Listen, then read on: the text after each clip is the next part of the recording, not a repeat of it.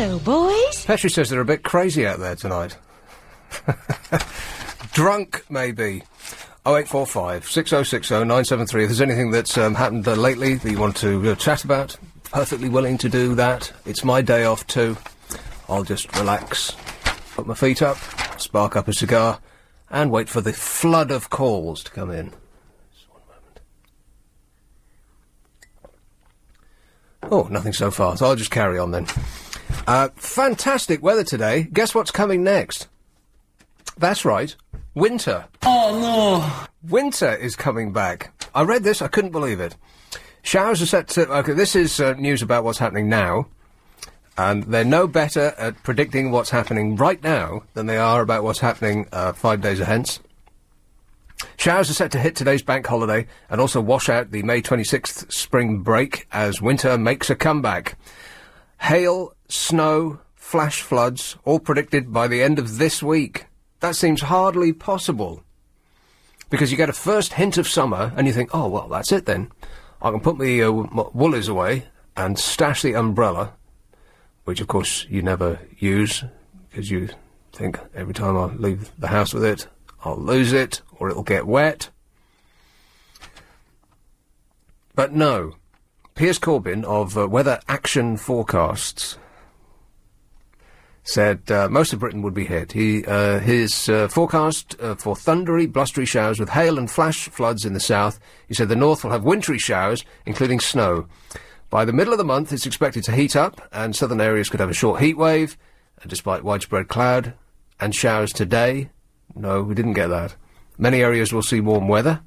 The Met Office forecaster said getting further into May we'll have sunnier days. Like he's looking into his little orb. And he's just detected that the nearer we get to August, the warmer it'll get. Wow. Stark temperature contrasts are likely with cold northerly winds and showers which may turn wintry. That's what we've got coming this week, according to The Sun. According to the Express, forecasters warn that, although it will remain warm and muggy, cloud will stubbornly remain over England and Wales with the chance of showers in the west. The best of the good weather will come on Tuesday and Wednesday, which the Sun's forecaster said will be snowing. And they're expected to be dry and sunny spells and temperatures in the high 70s. The forecast starts to look bright as we go back to work. From Tuesday through to Thursday, there'll be quite a bit of sunshine and warm temperatures due to warm air coming in from the continent.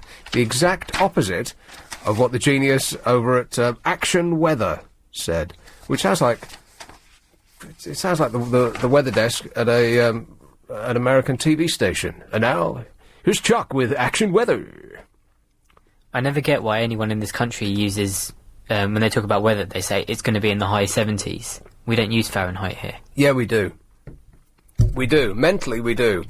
I know it's the law, or something, that you have to use centigrade, but nobody over the age of, I don't know, 30. How old are you? 12. 13. That's pronounced fur-een.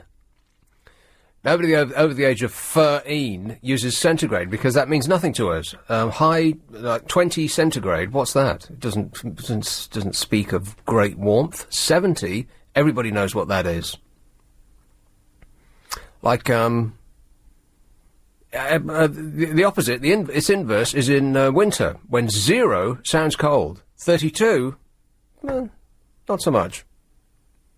See, I switch between one and the other according to, what the season is. Global warming is going to stop. Did you read about that? This is just after I got concerned and got a conscience after I saw that dumpy bloke who tried to become president. What's his name again? Al Gore? Al Gore, yeah. Gorgeous Al Gore. I saw his Inconvenient Truth film and was convinced, because I'll be convinced of anything. All you have to do is tell me that it's this, and I'll nod my head sagely, as though I understand what you're talking about, and that would be my opinion from that moment on. And I would, even though I don't know what I'm talking about, I will defend it to the death. But I saw that film and I thought, oh yeah, gosh, you know what? We're screwed. And at the end he said, there's a lot of people who go from denial to despair, which is exactly what I did. I used to be a denier, thinking, oh, well, if it was a classic sticking your head in the sand behaviour. First of all, I thought, well, if we've actually ruined the Earth, it's too late to do anything about it. We might as well just, enjoy the warm afternoons. But secondly, as a sort of an evil undercurrent to that, I don't want to change my behaviour. I don't want to turn the heating down. I don't want to drive in one of those cars that looks like a wheelchair with a roof. You never look good in one of those cars, those comical cars that you plug in. They just look silly. So I don't want one of those, and I don't want to not use the patio heater, and I don't want to scale back on my holidays abroad, or any of that. But then neither does anybody else. And so the easiest thing to do is just pretend that it's not happening, and affect that you don't care. Well, seeing that film, The Inconvenient Truth, and I know this is, I'm very late on this, because it didn't look like something that you should pay 50 quid to go to the cinema to see. I mean, there's no special effects, there's no car chases, nobody gets shot. So I'll just wait till it comes around on television. But having seen it, I thought, I did go straight from disbelief to despair. Holding my head in my hands, what can we do? And with despair comes the ability to ignore the problem. Oh, well, what can we do? Carry on as before. Where was I going with? Well, global warming is actually stopping. Well, I don't normally start for 20 minutes. My head's not in gear. And so, I used to be a denier, and now I'm thinking, I believe it, but I still don't want to change my behaviour, which makes me the worst of all worlds. Global warming will stop because of the natural variations in climate, scientists claimed just this week. Researchers studying long-term changes in sea temperatures said that they expect a lull for up to a decade, while national variations in climate cancel out the increases caused by man-made greenhouse gases. The average temperature of the sea around Europe and North America is expected to cool slightly over the decade, while the tropical Pacific will remain unchanged. So it's actually going to stop global warming, and that will give fuel to all of the people who are deniers, to all the people who haven't seen his film, or who have seen it, and dislike him so much that they refuse to believe a word he says, or, like I used to, have kind of believe that we are causing great damage to the planet, but can't be bothered to do anything about it. You know, much like I couldn't be bothered to go and vote last Thursday. Didn't Nick do a fantastic job? How long was he on the air for? From 5:30 till the result came out. What, midnight? You're kidding. Nick Ferrari did till midnight. I was exhausted just listening to it, let alone about doing it, and he'd done the breakfast show as well. I got the night off. Where's my Hallelujah soundtrack? I haven't got it to hand. But I'm singing it in my brain. A whole day off. Can you believe it? Yeah, but I didn't... did you... Oh, you didn't vote either. But you didn't have as good a reason as I. At least I concocted some sort of excuse for not going to vote. Not I couldn't be bothered. It's I'd weighed up the options. I'd listened to all the arguments. I'd done as much research as I could on all of the candidates, and I thought they were all a bunch of dopes, and I didn't want to vote for any of them. So my vote was not to vote. That was my reason as well. No, it wasn't. What was your reason last time you didn't vote?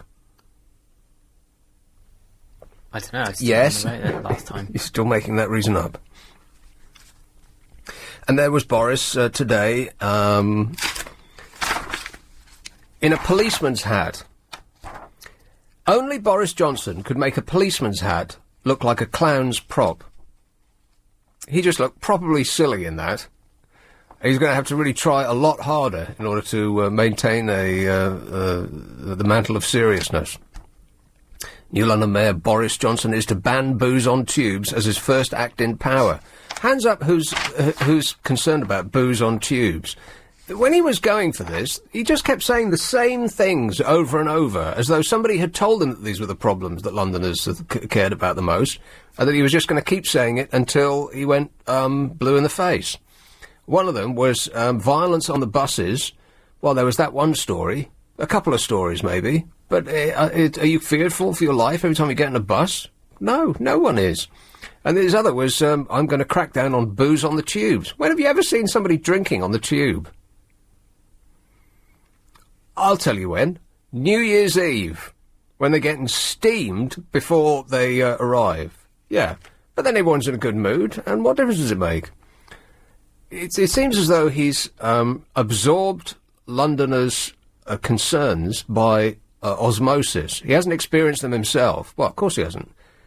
I mean, he, like the rest of his ilk, float above the rest of our problems, like a feather over the turgid sea of despair that is the rest of our lives. But I just thought it bizarre that that's going to be his first act in power, as though that's on the tip of everybody's tongue. I'll come back in a second. 7:15. LBC Travel with Alan Joyce. Thanks, Nick. Still some big problems on the trains. Details on that. Oh, blimey, that was quick. Everything is going extremely well. Everything is going extremely well. I said that. New London Mayor Boris Johnson is to ban booze on tubes as his first act in power. Alcohol will be made illegal in a bid to curb crime and yobs on the underground network, as Boris promised Sun readers in his campaign to become mayor. I bet not one single Sun reader, if pressed, if you put a gun to their head, would have mentioned booze on the tubes as one of the problems of living in London. I mean, who dreamt that up? He must have had a team of people, like a focus group, deciding on what he believes before he became a potential mayor. Because throughout, while I didn't much want Ken again, it was really hard to choose any of the others, because at one minute they'd say something sensible, and then the next they'd say something so asinine, you thought, I couldn't possibly vote for you, you fool. Which is the reason that I didn't vote. It's the first time that I've not voted purposefully, that was my vote to not vote. Other times I just couldn't be bothered because it was raining, or who cares about the local elections, and one extra vote isn't going to make any difference, that sort of thing. You could have just spoiled your paper as well. That's a legitimate way of throwing or showing your protest. But nobody's going to collect all the spoilt papers together and say, oh, gosh, what a big protest. Oh, they're just going to throw them away. You're going to ignore it, so you could have saved yourself the trip. Yeah, but they'll note it, maybe, for next time. No, I think what they note is the amount of people that didn't show up. It was in the 40s, wasn't it? In the mid-40s%. And they were claiming that was a tremendous turnout. That's embarrassing. After all of the press, after the constant messages from the candidates, for how long did it last, the build-up? It was like 10 years. It just went on forever. Still, the vast majority of Londoners couldn't be bothered. They weren't interested. Don't you find that a bit shocking? Well, at least we're heading in the right direction. Last time it was 36%. What? Are you sure? Is that true? Something like that. It was in the 30s last time. So people are obviously more interested in this one than they have been for a while. Yes. And I think the next time we have a general election... It'll be as bad. Well, I think you'll get quite a good turnout. I don't think so. What was the turnout to the last general election? I bet they got fewer votes than the last X Factor winner. Isn't that terrible? And you had to pay to vote on the X Factor. Maybe if we had to pay to vote, more people would vote. They think, oh, we must be getting something here. My vote actually counts if I have to pay to vote. Maybe that's the way forward. Or everybody should have to vote. You can vote, no, none of the above, but you have to vote. Any under 16s, says Boris, misbehaving on the tubes or buses will have free travel passes seized. They'll have to do unpaid community work to get them back. Oh, right. Well, like sitting on a park bench smoking a joint. That sort of thing. We can't keep the people, the actual criminals who are on community service, we can't get them to do any work because there's nobody to supervise them. And I've still not heard a better plan than mine about community work. Because community work prison is like a holiday camp, so community work, that's just a stroll in the park. Here's what you do with people who are punished, if that's the word, by giving them work in the community. You know, like graffiti artists. Well, artists is not the right word. Graffitiists and people who drop litter. People who have devil dogs. I saw so many devil dogs just recently. I mean, dogs that are so huge, they look like a cow and a horse had intimate relations. I mean massive. And there were two wastrels who between them didn't weigh as much as their dog, who were on the tube and the dog was on the seat. Oh, that really irritates me. I almost considered raising an eyebrow. That's how annoyed I was. Because you're not going to say anything, are you? Because they'll say, like that, and then threaten to sick their dog on me. And if their dog decided to eat me as the snack it could enjoy between meals without ruining its appetite, then it could have gone straight ahead and nothing could have stopped it, including the people who had it on a piece of string. Anyway, Boris will also put 440 community support officers on buses to tackle antisocial behaviour. Aren't these the pretend police who are derided up and down for their ineffectualness? That's not a word. Ineffectuality. What is it? It's like I really feel like I'm having a mental holiday today. Is it ineffectiveness? All right. They're not effective. Kids think they're a joke. So in order to corral the children, we're going to give them noddy. That'll put that'll scare him. The Tory, who is celebrating his first official day as mayor today, said, "I've instructed members of my team to crack on with implementing our manifesto pledges. It's now time to get down to business." What are his manifesto pledges? Can you remember? Apart from this weird thing that, like a stuck record that he had about violence on buses, which has never previously occurred to anybody. I mean, what do you associate with London buses? Violence? Well, no, of course not. Do you? If I stopped 100 people in the street and asked them to name 10 things that they associate with buses, violence wouldn't be among it. I reckon number one would be that irritating thing they make you do where you have to buy the ticket off the bus rather than buying it on the bus. Yes, and they're doing that in order to help us. Somehow, yeah. But then if you don't see that you need to buy it, or if you're a tourist, you'd get on and say, "Hello, I'd like to go somewhere." And then you'll be breaking the law. Yes. Well, they'd point you off the bus and say, "You need to buy a ticket there." And in the time it's taken you to get off the bus to buy a ticket, they would have shut the doors and driven off. And there was a perfect example of this, of the intransigence of the people that are supposed to be helping us.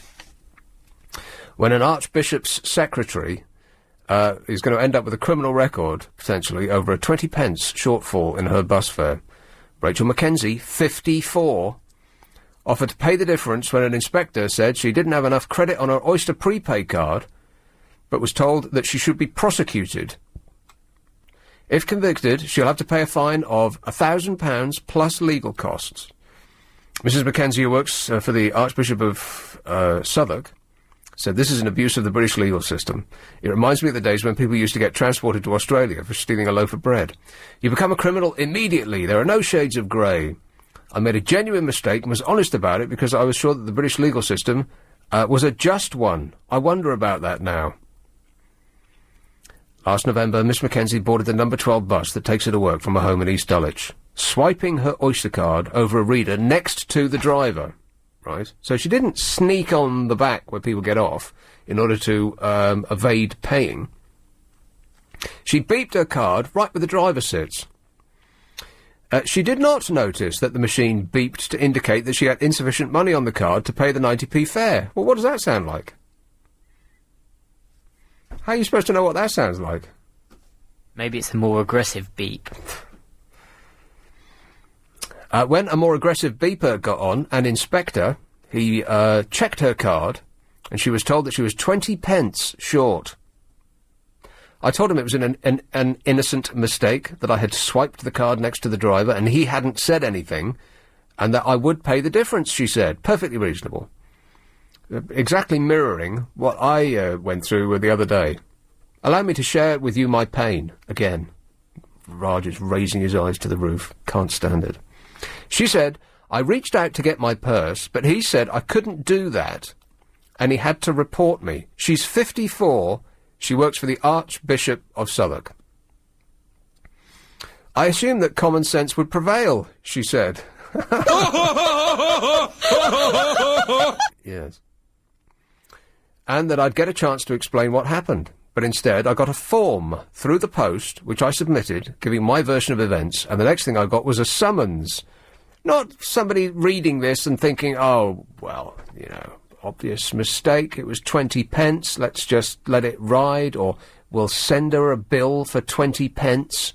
No, they're going to take her to court, where she will be branded a criminal. The whole world's gone crazy.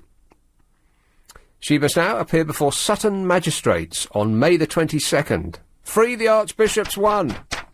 I'm going to stand outside that court and shout. Her legal adviser, Mark, described the case as a scandalous abuse of the court system. It was a bloomin' waste of time, apart from anything else, and a waste of our money as well. We're taking an Archbishop secretary to court because she was 20p short on the card that she thought had been accepted by the reader next to the driver.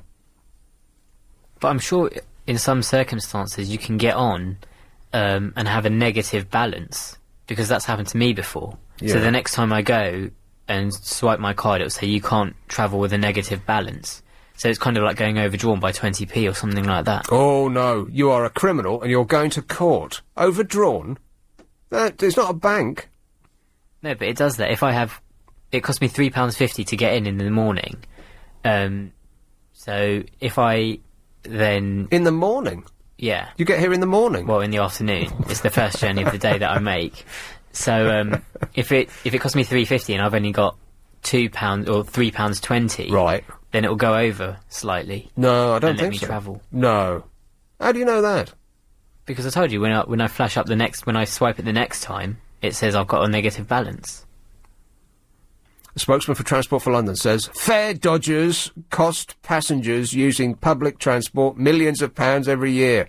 Can you believe that that's what they came out with? Not, oh, well, this was a terrible mistake, and she's a very nice old lady, and we'll just let this one ride and hope that she, charges up her card in future. We'll all have a good laugh about it, but we're not going to take it any further, because obviously that would be patently ridiculous. No, he said, fare dodgers cost passengers using public transport millions of pounds every year.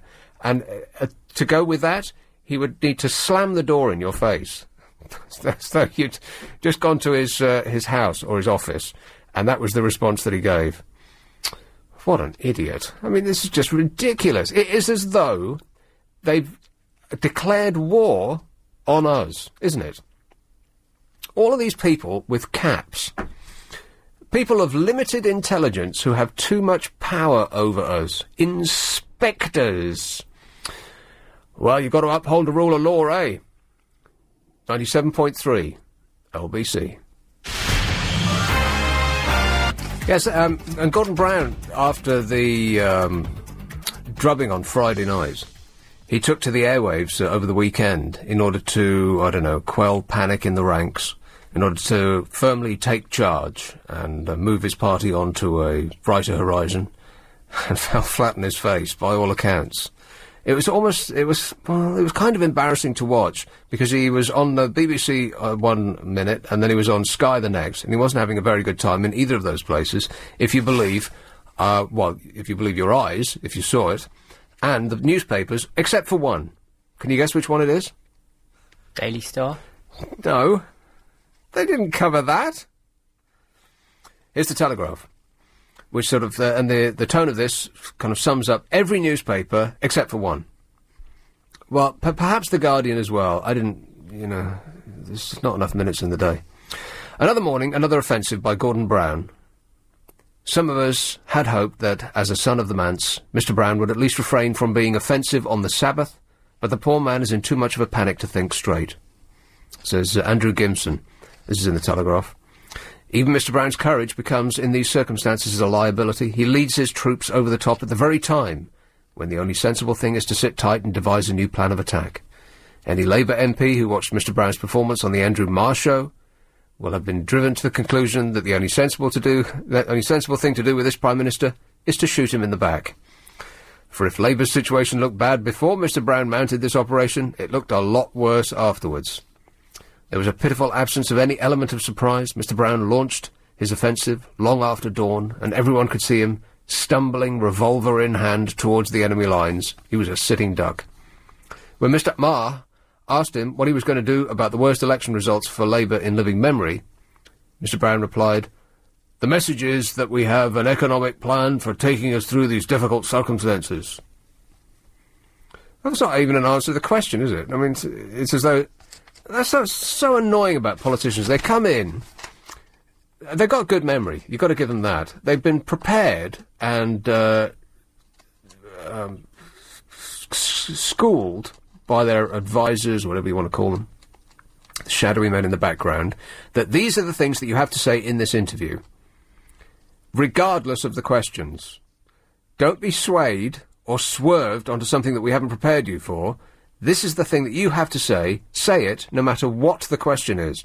And if they do that, they know that most of the time you've got a couple of minutes, and if you just flannel away, then time will be up, and then you get out scot-free. You never have to actually answer a question ever. Which is where those old sort of long-ranging interviews that they had in the days of yore, it were grand when I were a lad, where people just used to sit there and talk, and it used to be an hour. And then you get under the skin of whoever it was that was being interrogated. But these days, it's all sound bites and little itsy-bitsy interviews because the television people are panicking in case anybody gets bored. The perfect example was the Jeremy Vine thing, and I'll come to that in a minute. I didn't see it, but having read reports of it, I cannot believe it. But there seems to be an obsession with... or rather, there seems to be the assumption that your audience are morons, and they have the attention span of a goldfish, and so you have to keep throwing things at them, and changing things, and new camera angles, and wobbly camera angles, and colourful backgrounds, and whooshing graphics, and all of this sort of video game paraphernalia, in order to keep your attention. Like we're stupid. But this is how all television is these days. There's no... I mean, can you think of one thing where there's just a static camera on someone? Because that's all you need. You just need someone's face. And hear them telling you things. Like the classic programmes of old, like The Ascent of Man, for instance. Jacob Bronowski. Brilliant. Civilization. It was just and they're so bizarre to watch now, but for acres of time it would be a static shot on a man telling you things. They would never put up with that these days. Those programmes would never get made now, because they want people whooshing, and this is where the waving their arms about thing comes from. Have you noticed that everybody on television now waves their arms about, regardless of the appropriateness to whatever it is they're trying to explain? It's as though they're receiving an electric shock. And they're doing it because they've been told to do it, not because it comes naturally to them, which is why it looks so bizarre when they do it. Everybody on the news is doing it. People on, like science what precious little programs are about science these days. But whenever people are trying to explain things to you, whereas once they just sat still and said things... and the close-up would be a head and shoulders shot. Now, you get it up from the waist up, like Elvis used to get filmed, and they're waving their arms around like they're trying to explain it in semaphore signals. And they've been told to do that to keep our attention, in much the same way that you wave your arms about when presented with an infant, in order to keep it gurgling and cooing. I mean, I'm amazed that they don't lean into the screen and go... It's ludicrous. The moronicisation of television is complete. They do think we're stupid. Even intelligent programmes, they assume that we're idiots. This is why no politician will ever get caught out, is because they know that the clock's running, and if they just flannel a bit, then the time will be up and they get to leave. And so this is what he was doing. He wasn't listening to the question, he was just giving the answer that he had previously prepared. But when Mr. Brown claimed the economy has been well run for the last 11 years, all he was offering us was more of the same, more of the dour, defensive line he held with such success during his decade in the Treasury. That was the opinion of Andrew Gimson in the Telegraph, and that sort of corresponded with everybody's opinion of how well Gordon Brown did. Really badly. Now, which paper do you think had the opposite opinion? They were practically sitting on the edge of their seats, giving him a warm round of applause as he was speaking. That's right, The Mirror, who seems like they're in love, like a little giddy schoolgirl. They see no wrong in anything Labour does. It's comical. They're like, it's like a party political comic. I mean, at least The Sun, which is their direct competitor, at least they seem to have an opinion, which can change, depending on what Rupert says their minds are at any given moment. But The Mirror just keeps on plugging away. Confident air in his TV body talk. And there's pictures of Gordon Brown, and the first one is of Gordon Brown smiling. Please, stop smiling, it just looks weird. There he is right there. There's nothing normal about it. It's as though all of the muscles in his face are screaming that they're not used to this position. What's this we're doing now? They're saying to each other, the little fibrous muscles in his visage. Because his lips are going up at the sides, but his eyes are going helter-skelter. Gordon Brown could have come out of his corner sporting an air of humility, it says in the Mirror. Instead, his body language during TV interviews suggested a man even more convinced his approach is right. If this was his darkest hour, he looked untroubled. His performance, gestures, the stance we adopt deliberately, were confident and decisive. He sat with one arm outstretched in a gesture of spatial dominance. His eye contact was unwavering. During moments of conflict, he jutted out his jaw, suggesting defiance. Well, no, that's just him breathing. His calm appeared remarkably genuine for much of the time. His vocal tone was soft and even, suggesting calm breathing patterns. A key giveaway of tension came with a recurring thumb-pick gesture. But this self-attack looked like a displacement gesture rather than self-comfort, implying suppressed irritation rather than a lack of self-assurance. In terms of body language, the more subliminal signals, he constantly employed a back-of-hand swatting gesture, implying he intends to get rid of these problems. He even sported an erect thumb. We're looking at 10 inches. His speech patterns implied he's not taking much of this attack personally either. When asked what he had learned from recent months, he dropped the use of the word I and used you, ducking away from self-criticism. This suggested he doesn't consider the current problems are his fault. Overall, it reminded me of boxing legend Muhammad Ali. What?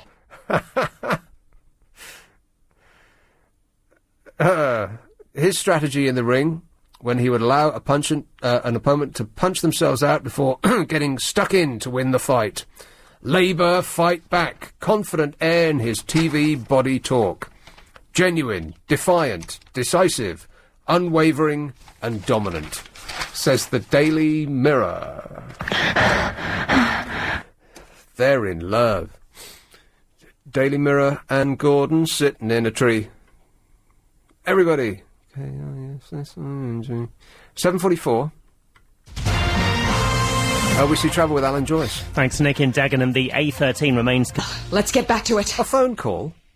For me? Wallington, hello, Joan. Yes, I wondered. I thought you're not taking calls today, then. I only take them if they come in, Joan. Well, I'm then the first, am I?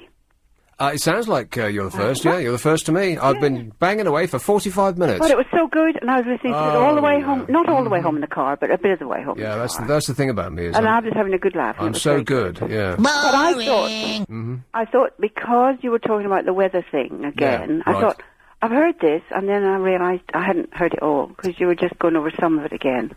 The weather... What weather thing? About Al Gore and his, that. his film, and how you were absolutely persuaded. I was. I didn't think I'd lose you like that. Joan, I'll get blown by the wind. If somebody tells me anything, I'll just believe it. Well, I know I'm a bit like that, but I thought you would never go that way. I thought, no, he's a strong man. No, have you seen that film? No. I am completely convinced that we have screwed up the planet. It's our fault. Well, specifically, Joan, it's your fault. But I thought you were really, really convinced that with the weather we've been having hasn't exactly been globally warmed. Yeah, that's right. And that it was actually quite chilly and more like April than we've ever had in our lives. Well, we'll come to find out that over the next 10 years it's actually going to get colder, or at the very least, not get warmer. Yeah, but do you remember when we had a discussion way back, and we were saying, on the one hand they say we're going to frizzle, and on the other hand they're saying we're going to freeze. So with a bit of luck, we'll be somewhere in the middle, much like we've got already. Right. Did you hear that it's going to be winter by the end of the week? They forecast that Monday was going to be wet. Do you remember saying Monday's going to have heavy showers? Never mind about that, Joan. They forecast today that today would be wet. I meant today, because it's Monday. Yeah, right. This wasn't a forecast. This is telling us what the weather's like now.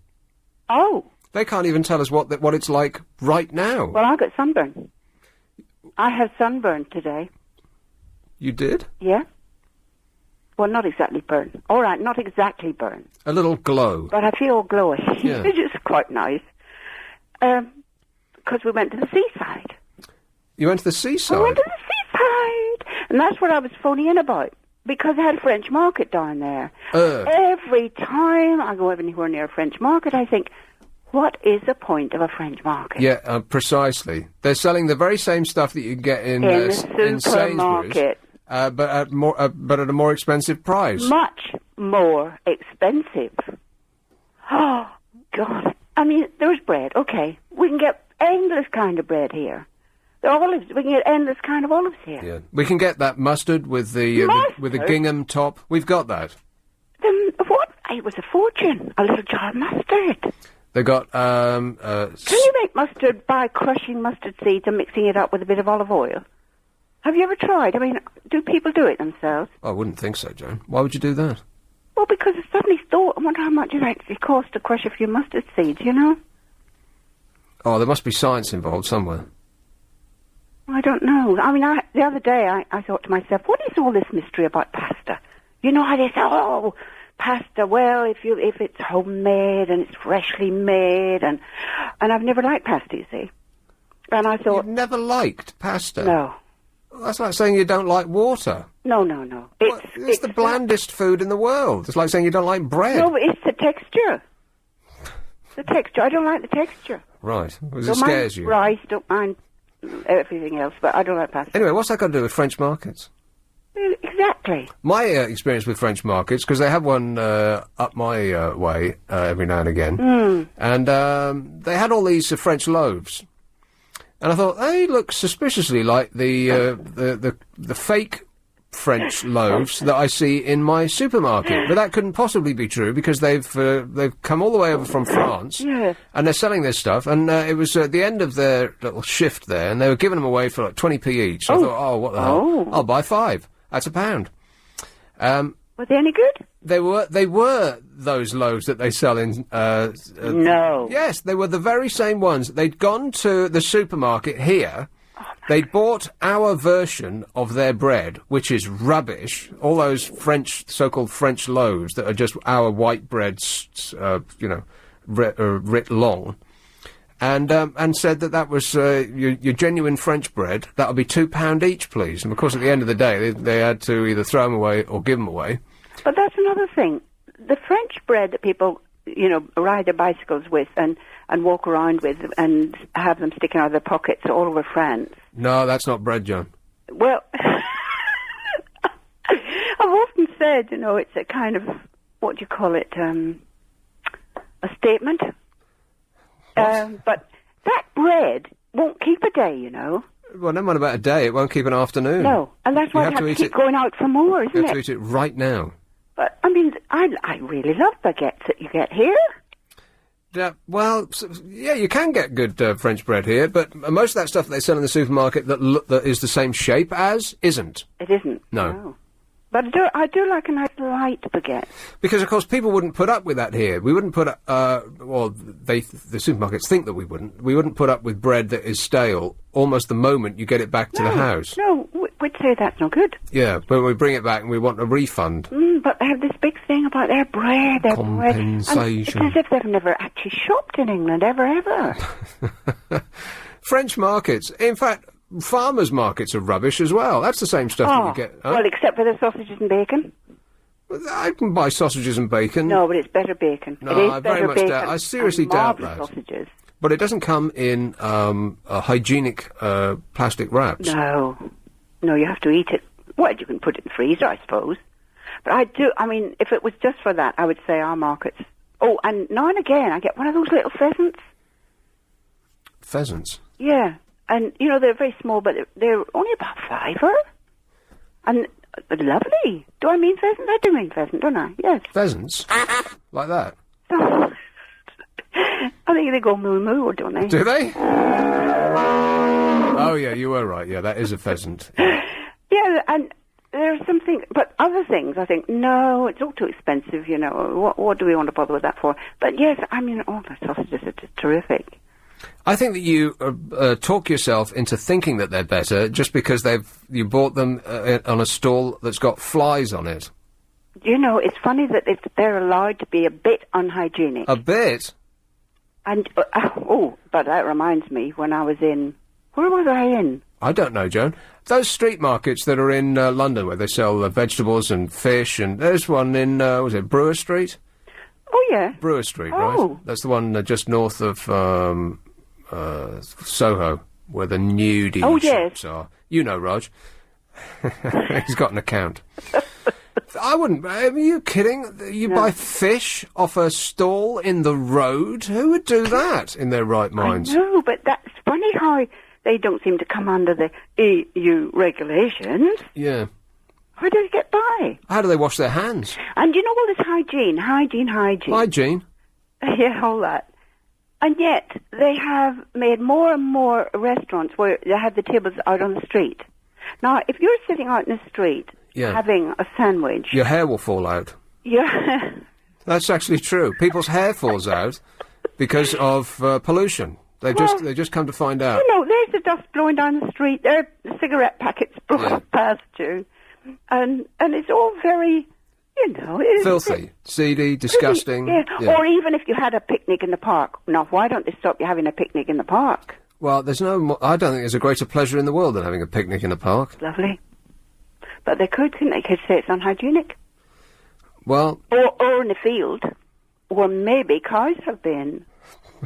Cows have been what? Been, right. Yeah, could be. On the odd bull come charging towards you. All that's unhygienic. Well, there's nothing hygienic about the country. It's disgusting. And as for health and safety, you go down to that seaside and they allow you to walk in the water as far as you want. You're joking. Yeah. In the water? There's no fence up. Where did you go? I know what you're going to say. We went to Eastbourne. Eastbourne? Lovely. The bath chair capital of the world, Eastbourne. I tell you... Is there anybody alive in that town? Jam-packed with people. And we discovered it. All waiting for their own funerals. Yes. Almost the Savoy. On the pier is a little place newly opened. And it's got little round tables with white tablecloths. And they do this English tea, all for one price. And you get lovely china, teapot, and leaves instead of a tea bag. Yes. Tea leaves. Right, like tea, you mean? Sandwich, scone, jam, yeah, cream, like tea. Yeah. And lovely huge piece of cake. Right, like tea. And it was very, very nice. Right. And it's just nearly open. How much is that then? Well, for 2 people today, because it's a special offer, was £7. What? I'm not kidding. £7 for 2? And you're sitting overlooking the sea, and it's very nicely done. But I expect the price will go up. Well, after this ringing endorsement, yeah, almost certainly. Yeah, they'll be queuing around the block. I feel like driving down there right now. Yeah, quick before the prices go up. Yeah. But it was so nice just to get that old-fashioned thing again. And of course, the boss came in. Who? The boss came in and was, sorting through the till and that, and well, he was Indian. But he was doing the real English tea for us. Well, that's where tea comes from, Joan. Oh, my goodness, that's probably where it all started, the old sandwich and everything. It probably all started in India, didn't it? Why do we actually need tea at 3? There isn't another country in the world that has an entire meal between lunch and dinner. Because if you have tea, yes. which is... and I stayed, when I was in Thailand, I stayed in a hotel that did free tea in the afternoon. Immediately followed by free cocktails in the bar. I barely ever left the hotel. And because it's free, of course, you have to eat it all. And to eat an entire tea, well, you've got no room for anything else for the rest of the day. Well, what time is it now? It's 8 o'clock. Yeah, pretty much. And am I much. hungry? I'm not. See, there you go. I haven't had anything since What then. tremendous value for money. It was good, wasn't it? Eastbourne, eh? Yeah. No, it was jam-packed. Have they got sand? People were lovely. And the flowers and everything. Right. Much flesh on show? It looks as if it's a very thriving town. Right. You're refusing to answer the question, and you won't be drawn. This is LBC. Thanks very much, Joan. It's coming up to 8 o'clock. I did it. So, after lying down for a few days after his marathon stint last Friday, Nick Ferrari's going to be back on Breakfast tomorrow, and amongst the things he'll be discussing, should the police be allowed to conceal speed cameras to crack down on rogue speeding motorists? Is there any chance of Boris getting his no-strike deal with the tube unions? Are schools being turned into full-time babysitters by our back-to-work culture? That and other things, weekdays from 7 a.m, as he tackles the day's top stories. Nick Ferrari, 97.3 LBC. Hello, boys. Yeah, the number 0845 6060 973. If you've got anything you'd like to talk about that's happened over the last 3 or 4 days, or indeed your entire life to this point. I'm not going to tell you that this is what we're going to talk about, so don't wait for me to say this is the topic now. Just, join in. Cannabis nets the Dutch Treasury more than £300 million a year and has become one of the country's top cash crops, new figures show. Because over there, it's, I think it's semi-legal, isn't it? It's some sort of business. It's not quite legal, but it's legal-ish. But they tax it. And it's bringing in directly £300 million a year into the nation's economy. But of course, indirectly, a lot of people go over there as tourists for that very reason. It's like a uniquely British thing to do. Let's go on holiday to get bluttered. Coffee shops, where small amounts of cannabis have been legally bought and smoked since 1972, have become a major industry and a popular tourist attraction in cities such as Amsterdam. Tax on the 265,000 kilograms of soft drugs sold last year in the 730 cafes netted the government £315 million. The true figure may be much higher. Turnover of the legal coffee trade is estimated to be £1.6 billion a year. The huge profits made by the Netherlands' illegal cannabis trade remain hidden, going to organised crime, where all of the profits go in this country, by the way. The Dutch take £300 million a year. We lose that because we're not interested, because we're trying to send out this message.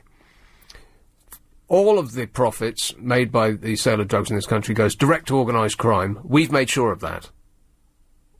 We have. There's no other way around it. By our policies over the since whenever this became an issue, the late 60s, I suppose, we have ensured that all of the profits go direct to organised crime. Every penny. That's government policy. Somebody please explain that to me. The growing of marijuana remains illegal in the Netherlands. See, that's that weird thing. You can't grow it, but you can have it. How weird is that? But production, often of powerful cannabis hybrids, accounts for 20% and 40% of what's sold in coffee shops. The rest goes here. It all comes here. Here. Max Daniel, the Dutch police commissioner, said, as an export product, Dutch cannabis comes second or third after cucumbers and tomatoes. And you think, oh, well, it's just a tiny little thing, just a few straggling hippies do it. No. First cucumbers, then tomatoes, then grass. And I think in America it's even bigger. Isn't it like the second biggest cash crop after wheat? Something incredible like that. But due to a policy that some people think is enlightened, they get £300 million a year. What could you spend on with the £300 million? You could buy 3 hospitals. I don't know how much a policeman costs these days, but you could spray the street with thousands of them. We could have, you could buy a third of a temporary tent and stick it in the Docklands. Someone just tried to buy a house in Kensington Palace Gardens. For 150 million or something? 200 million. And they had it rejected. Yeah, that's the so guy. Maybe they should have had 300 million. That's the chap that used to own Foxtons. He was the one selling. No, he wasn't selling. It was an unsolicited... I thought it was Lakshmi Mittal's son who was trying to buy it. That's right, but the chap who sold Foxtons, he owns it. He lives there. That's what I said. He's the guy who's trying to sell the house. No, he's not. But he's not trying to sell it. Oh, was it just It was a an bid? unsolicited request. Here you are, mate. Have some of that, they said, with an Indian accent. And he said, nah. I don't know how he speaks. It's probably not like that, is it? Well, I don't know. Maybe it is. All the all the people who are making a ton of money in the city, they're all Essex wide boys. They all speak like that. There was a shocking revelation in one of the magazines, a story written. No, it wasn't a story. It was the truth, as he saw it, written by one of the dealers about the city. I didn't actually bring that one in today. Maybe we'll bring it in tomorrow. Isn't that exciting? About the behaviour of the people in the city of London. We like to think that, the people that are running... Well, until recently, we thought that the people that are running the city and the banks in general are, buttoned-up types, furled brolly under the arm, none more trustworthy. There are a bunch of con artists out there. Insider dealing, that's just bread and butter over there. Of course it is. Anyway, I might bring that in tomorrow because me remembering what he says won't be as damning as reading his actual words. Tea was mentioned a little while ago. Or shall I take this one? Shall I take this one? Oh, yeah, why not? Dagenham, hello, Roger. Hello. Yes, Roger. My wife was talking to me, daughter-in-law, and one of my grandchildren asked a few weeks ago about the snow on the Easter. And I said, it was 100 years ago because I heard it on the wireless. And I was just wondering when was it... Well, she wanted to know when was the last hot bank holiday day. And she said, I know, be Grandad. And Grandad hasn't got a clue. So I just wonder if anybody knows when the last hot bank holiday we had. I'll throw it out there, Roger. Yeah. OK, thanks, mate. All right, thanks very much. If he did hear it on the wireless, that would have been about 50 years ago. It's the radio. Although my dad calls everything the wireless. If it's got electricity running through it, it's the wireless. He'll say the wireless doesn't work. What, the wireless? The wireless is working, Dad. You're listening to, who's it coming out the radio right now? No, the wireless. He was talking about the television. 0845 6060 973. The subject of tea came up in the 1950s. See how this is all beginning to fit together? This is a report from the Defence Plans Division, released by the National Archives today, outlining in the 1950s what officials assumed would happen in the first 2 weeks of a nuclear war. The top 5 targets of the Soviets, which were each expected to be hit by a 20-megaton hydrogen bomb, way bigger than what was dropped on Nagasaki, were London, Birmingham, Merseyside, Manchester, and Clydesdale, according to the document. And I think that you could easily drop one of those bombs on 3 of those targets, and nobody would be much bothered today, would they, really, honestly? A further 14 less powerful atom bombs, similar to the one dropped on Nagasaki, were likely to strike Tyneside, Teesside, Leeds, Sheffield, Hull, Derby, Southampton, Portsmouth, Bristol, Plymouth, Cardiff, Coventry, Belfast and Purfleet in Essex. Good thing too. Let's get on with it. No, this is what they were saying in the 1950s might happen in the first 2 weeks of a nuclear war. What were they concerned most about? That's right. Tea. 5 million are dead, our cities are laid waste, and the nation's infrastructure is shattered. The nightmare aftermath of a Soviet nuclear assault is outlined in an apocalyptic detail in a secret government report in 1955. And among the issues troubling civil servants is tea. More precisely, would there be enough to go around and help the nation recover from Armageddon? As though anybody's going to be thinking about making tea. Your face is going to be peeling off, everyone you know is dead. Oh, let's have a nice cup of tea. This is a quote. The tea position would be very serious, notes one civil servant in the report. With a loss of 75% of stocks and substantial delays in imports, and with a system of rationing, it would be wrong to consider that even 1 ounce per head per week, enough for about 12 cups, would be ensured. It adds that no satisfactory solution has yet been found to the tea problem and calls for a plan to ensure a decent supply of tea. That'd be the last thing on your mind. Another crucial ingredient for the UK's survival would be corned beef. Corned beef. What is corned beef? I mean, I know what it is, but what actually is it? Beef with corn in it? I think it comes in a tin. Well, I know it comes in a tin. Lots of things come in tins. That's not an explanation as to what it is. That's among the silliest answers to any question I've ever heard in my life. What is corned beef? I think it comes in a tin.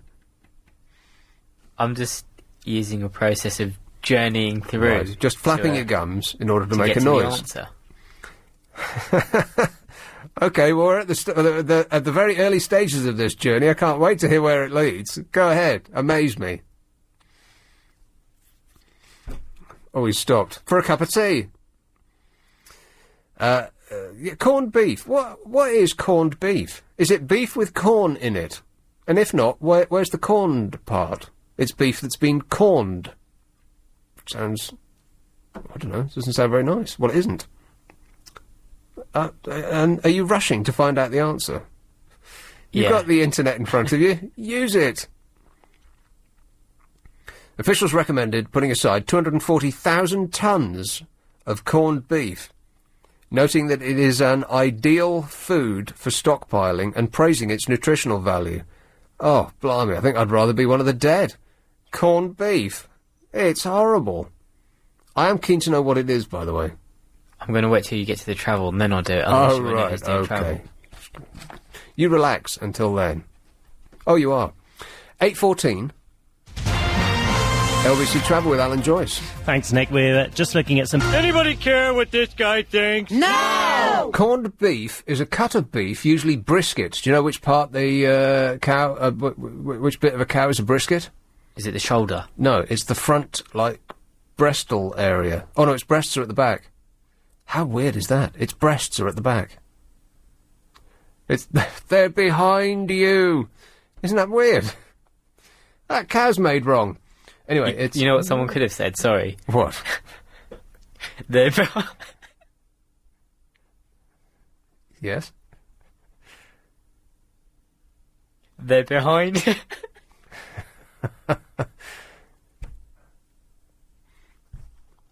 London is on the edge of its seat. This better be the funniest thing ever uttered by a human. Say it.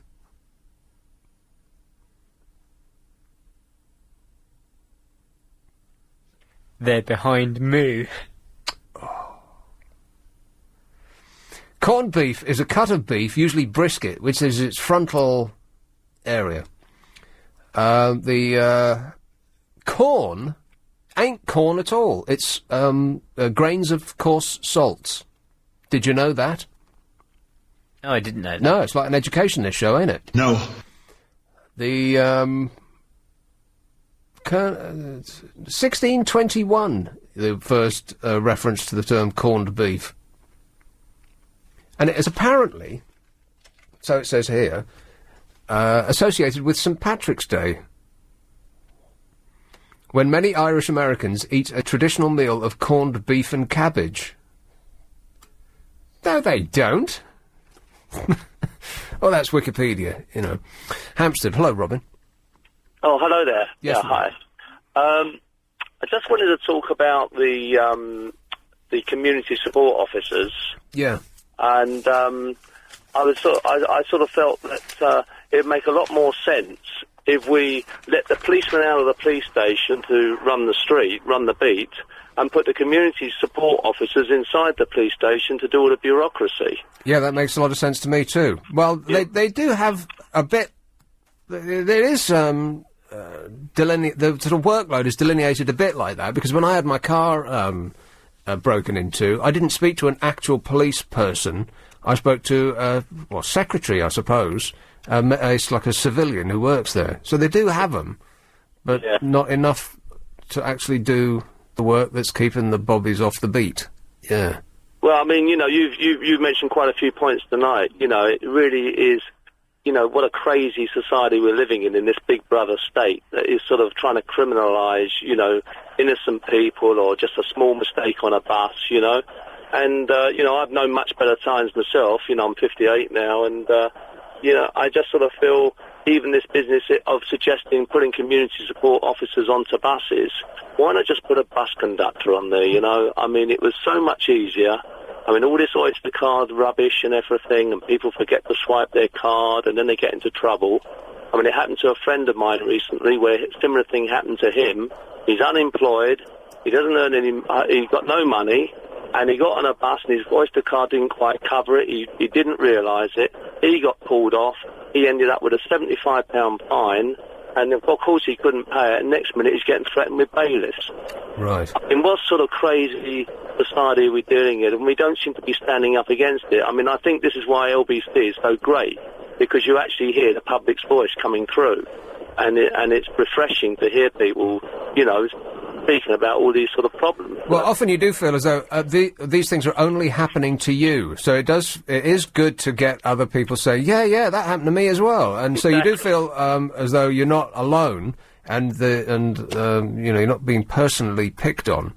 Although you just feel. I mean, I've been in the city all my life, and now with all these, I mean, I feel so ecstatic that we got rid of this man Livingston with all these, who installed all these cameras. I'm not saying they're going to go. You don't sound ecstatic, Ron.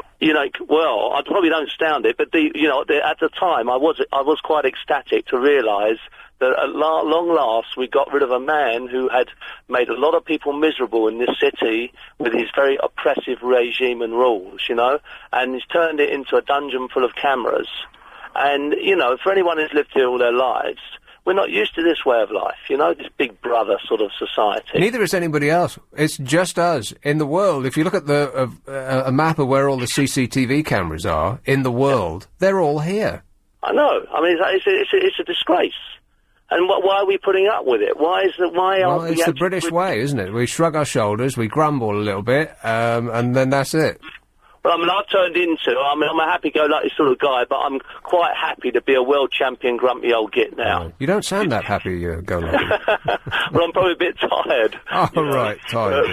But I don't mind, my kid... There you go. Never mind. He just rhymed one word too many. But his heart was in the right place. 0845 6060 973. He was talking about Boris's plan to put 440, which seems a very specific amount, 440 community support officers on buses to tackle antisocial behaviour, which they won't be able to do because the people who are antisocially behaving think that they're a joke. They throw chips at them. They think it's just, they're plastic policemen. That's what they call them. So 'twill be pointless.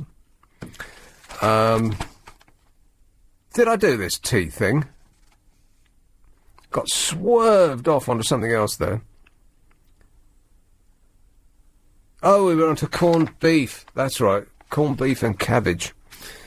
It's 0845 6060 973. Cliff Richard had a bad day in 1968. I was quite stunned when I read this.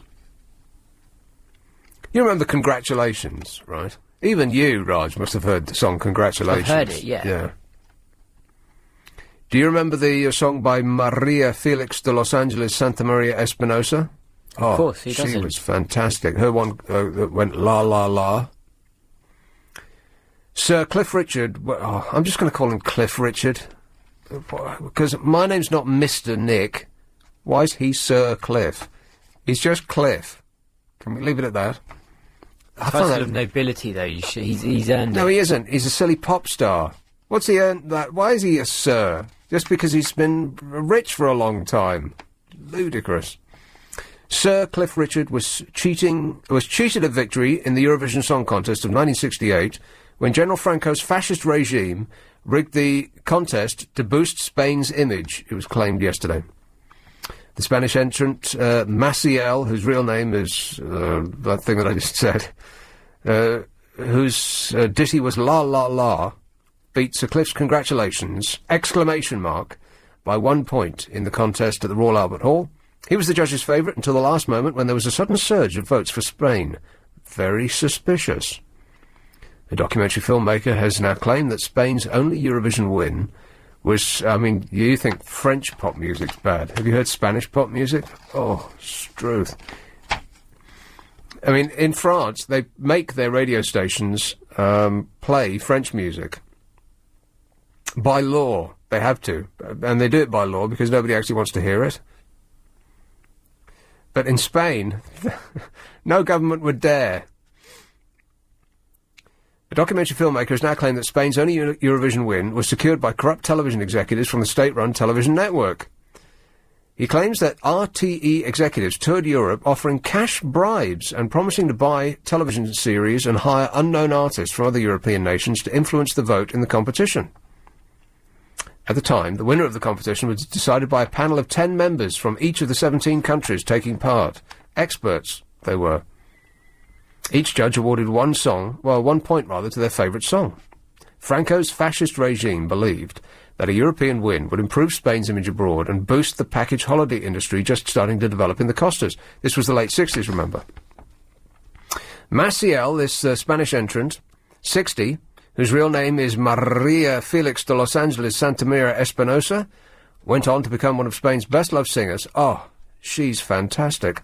And released a Eurovision entry or re-released it rather, in 1997 with a hip-hop beat. Yo, mother. Hey, you should call your mother up more often, Raj. Give her a tinkle.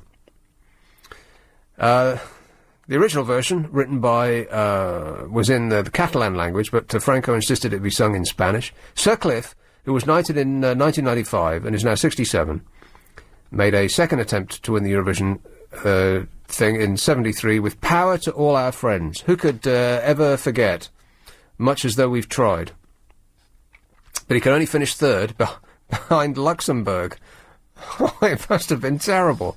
Luxembourg! So, So the fascists get the trains to run on time, they give Cliff Richard a bad day, and they get such bad press. Here is Romford. Hello, Glenn. Nick, good evening. Glenn. Raj was right. Corned beef does come in a tin, which you cannot open. Oh, it's got the key thing at the side. Unless, of course, it's sliced when it comes in a packet, and you can't open that either. Right. So nobody's ever eaten it. It exists. Like cheese and sardines. Nobody's ever eaten them either, yeah. Yep. It's made in a place called Fray Bentos. That's a place? In Argentina. Seriously. God, I know some stuff, don't I? I thought Fray Bentos was a brand. Yeah, it is, but they leaked it from this place name in Argentina. Probably because then they knew that when they first started making this stuff, they realised that Fray Bentos was so far away, nobody could go down there and complain about the state of their packaging. So the lesson in corned beef ends from me. Right. Nick, the GLA, City Hall and all that sort of stuff. Yeah. I have a meeting down there on Wednesday. Why, who are you?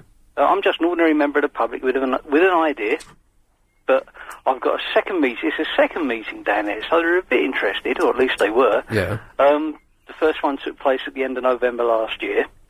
I'm back there again on Wednesday to see a senior policy advisor to the mayor. What sort of state is this building going to be in? I mean, there'll be papers all over the place, I well, would there'll be think. people throwing themselves out the windows Yeah. into the Thames for a start. But it would be a different person, though, surely, because the new mayor will have new advisors. Yeah, You'll have to start from scratch again, Glenn. What's your idea? Well, if I tell you what the idea is, it'll identify who I am and whom I'm going to see, so I better not. Can you just tell us vaguely what it is about? Yeah, it's about getting people back into work that aren't working at the moment. Oh, right. And I've done I thought it was going to be much more interesting and sexy than that. Well, it is interesting if you're unemployed, but it That's probably true. ain't if you're not, you Yeah. know. But, No, I think the problem you've got, Glenn, is that if you were talking to somebody in the previous administration, they'll all be fired now, and you're going to have to start from scratch. well, I sent them a very polite email, knowing, of course, that they probably weren't in today. Yeah. Or if they were, they were probably been picked up from the barrier or something. Yeah, listen, You know, I've got to go to the news, but tell us how it works out, all right? And if you do get pushed back to the beginning. Okay, cheers, mate. LBC. Hold it. Your call's important to us. Here's Croydon. Hello, David.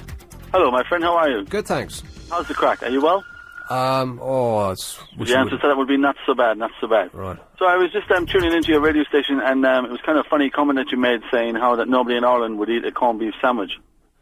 Well, it's supposed to be associated with St. Patrick's Day, eating corned beef and cabbage. That's very true. That's very true. I've got my mum and my sister sitting next to me, and they're saying, "Oh my God, how could he say this?" Because I actually went to New York for St. Patrick's Day, just gone, and most Irish pubs I went into, they had a traditional menu, and the top of the bill was a corned beef and cabbage sandwich. Really? A corned beef and cabbage sandwich? Yeah, very true, my friend. Very true. Have you actually ever tried corned beef and cabbage?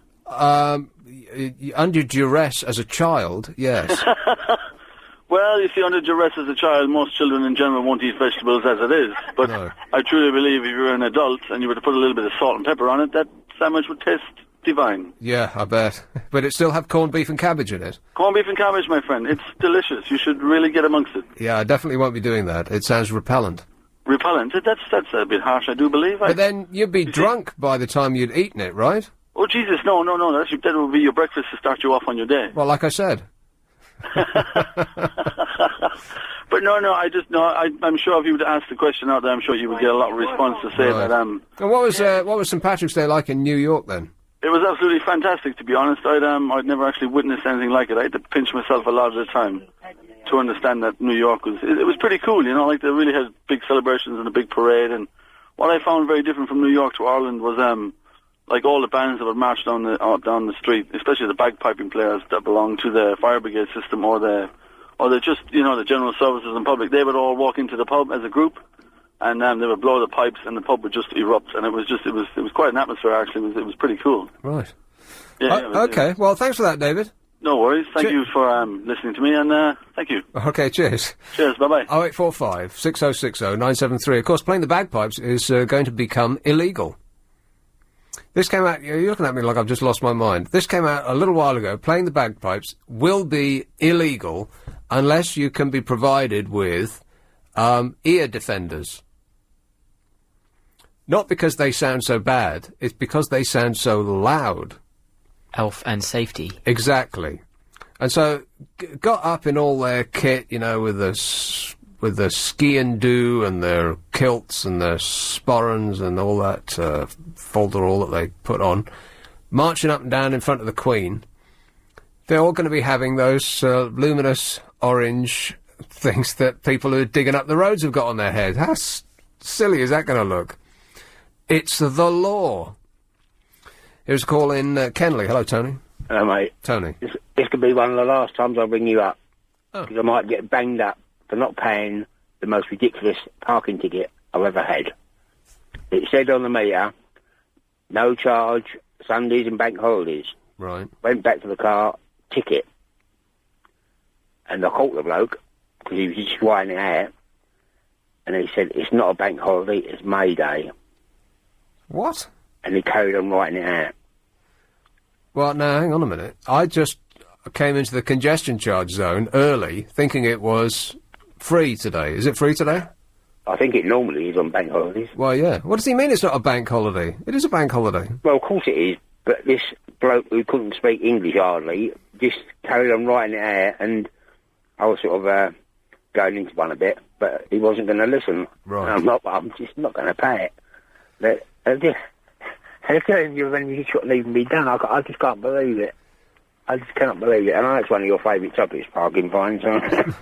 It's the only thing I can get anybody to call about. It's true. Well, I think that ignoring it isn't the right thing to do. You've got to actually make your complaint. Oh, I will. You will, yeah.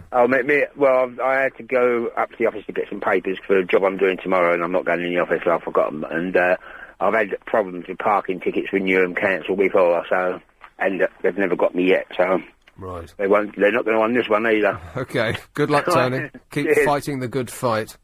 It does seem as though they are spraying fines around, comfortable in the knowledge that most of them will stick, whether they're actually deserved or not. You get that feeling? That instead of directing fines with precision... They're actually just spraying them to whoever happens to be around, knowing that most of us will just pay up because we think that, well, we want an easy life, or we don't want to fight with authority, or because somebody in authority has said we're in the wrong, we must be in the wrong. I mean, there is that kind of mentality as well. I just think that there seems to be a confetti of fines coming down, a lot of them ludicrous, like this Archbishop's secretary with a 20p on her Oyster card. I mean, she's mid-50s, for crying out loud. She wasn't trying to avoid paying the fare on the bus. She beeped it right next to the driver, who was in such a... I don't know where he was, mentally. But if it makes some kind of beeping noise... that means that you haven't got enough money, well, aren't we supposed to know what that sounds like? Shouldn't they tell us what that sounds like? I mean, I go through the machine, and by the way, the way to avoid any problems in the future is to get it automatically topped up. I think, actually, the Oyster card was one of the best things that Ken did for London. I think it's brilliant. That it unlike the congestion charge, it's user-friendly. When you go through, if you set it up, when it gets down to, like, about a £5, it'll stick another 20 quid on your card without you having to do anything. So you need never buy a ticket again. Brilliant.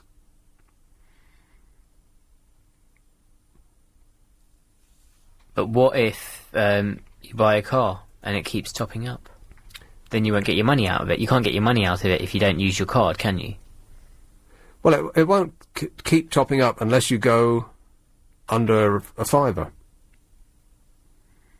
You mean if you die and there's still 15 quid on your Oyster card, you'll never get it back? No, you're quite right about that, yeah. Or if you leave the country or something like that, yeah. That's how they get you. Mm-hmm. And the other thing is, with them handing out these fines, do you think they pick on people like 54-year-old women because they're too scared to pick on youths? Absolutely. I mean, if you were a ticket inspector, it's like catching me the other day, late at night. I obviously look, trustworthy. Like, I'm not going to punch him in the mouth because he's disrespecting me. And so he gave me grief. If I'd come through with, with my homeboys, and we were all dragging a pit bull terrier on a piece of string, he would have waved us through. He'd have probably given us a present while we were leaving the station. So yeah, they do pick it. They pick on the easy ones. It's true. Southall, hello, Dino. Oh, hi, how are you? Good, thanks. Okay, well, basically, what I think basically the word is not liked on LBC, so I'll try and ignore it. What it was that I happened to have gone through, they narrow the roads for buses and cars and let wider for buses and all that. Yeah. 1 o'clock in the morning, as I was dropping some passengers off, and lo and behold, I got snapped.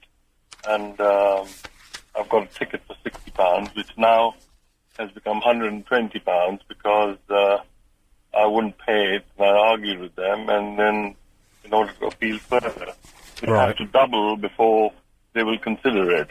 So I'm going through this whole process. I don't know what the eventual result is going to be. Probably going to have to pay it.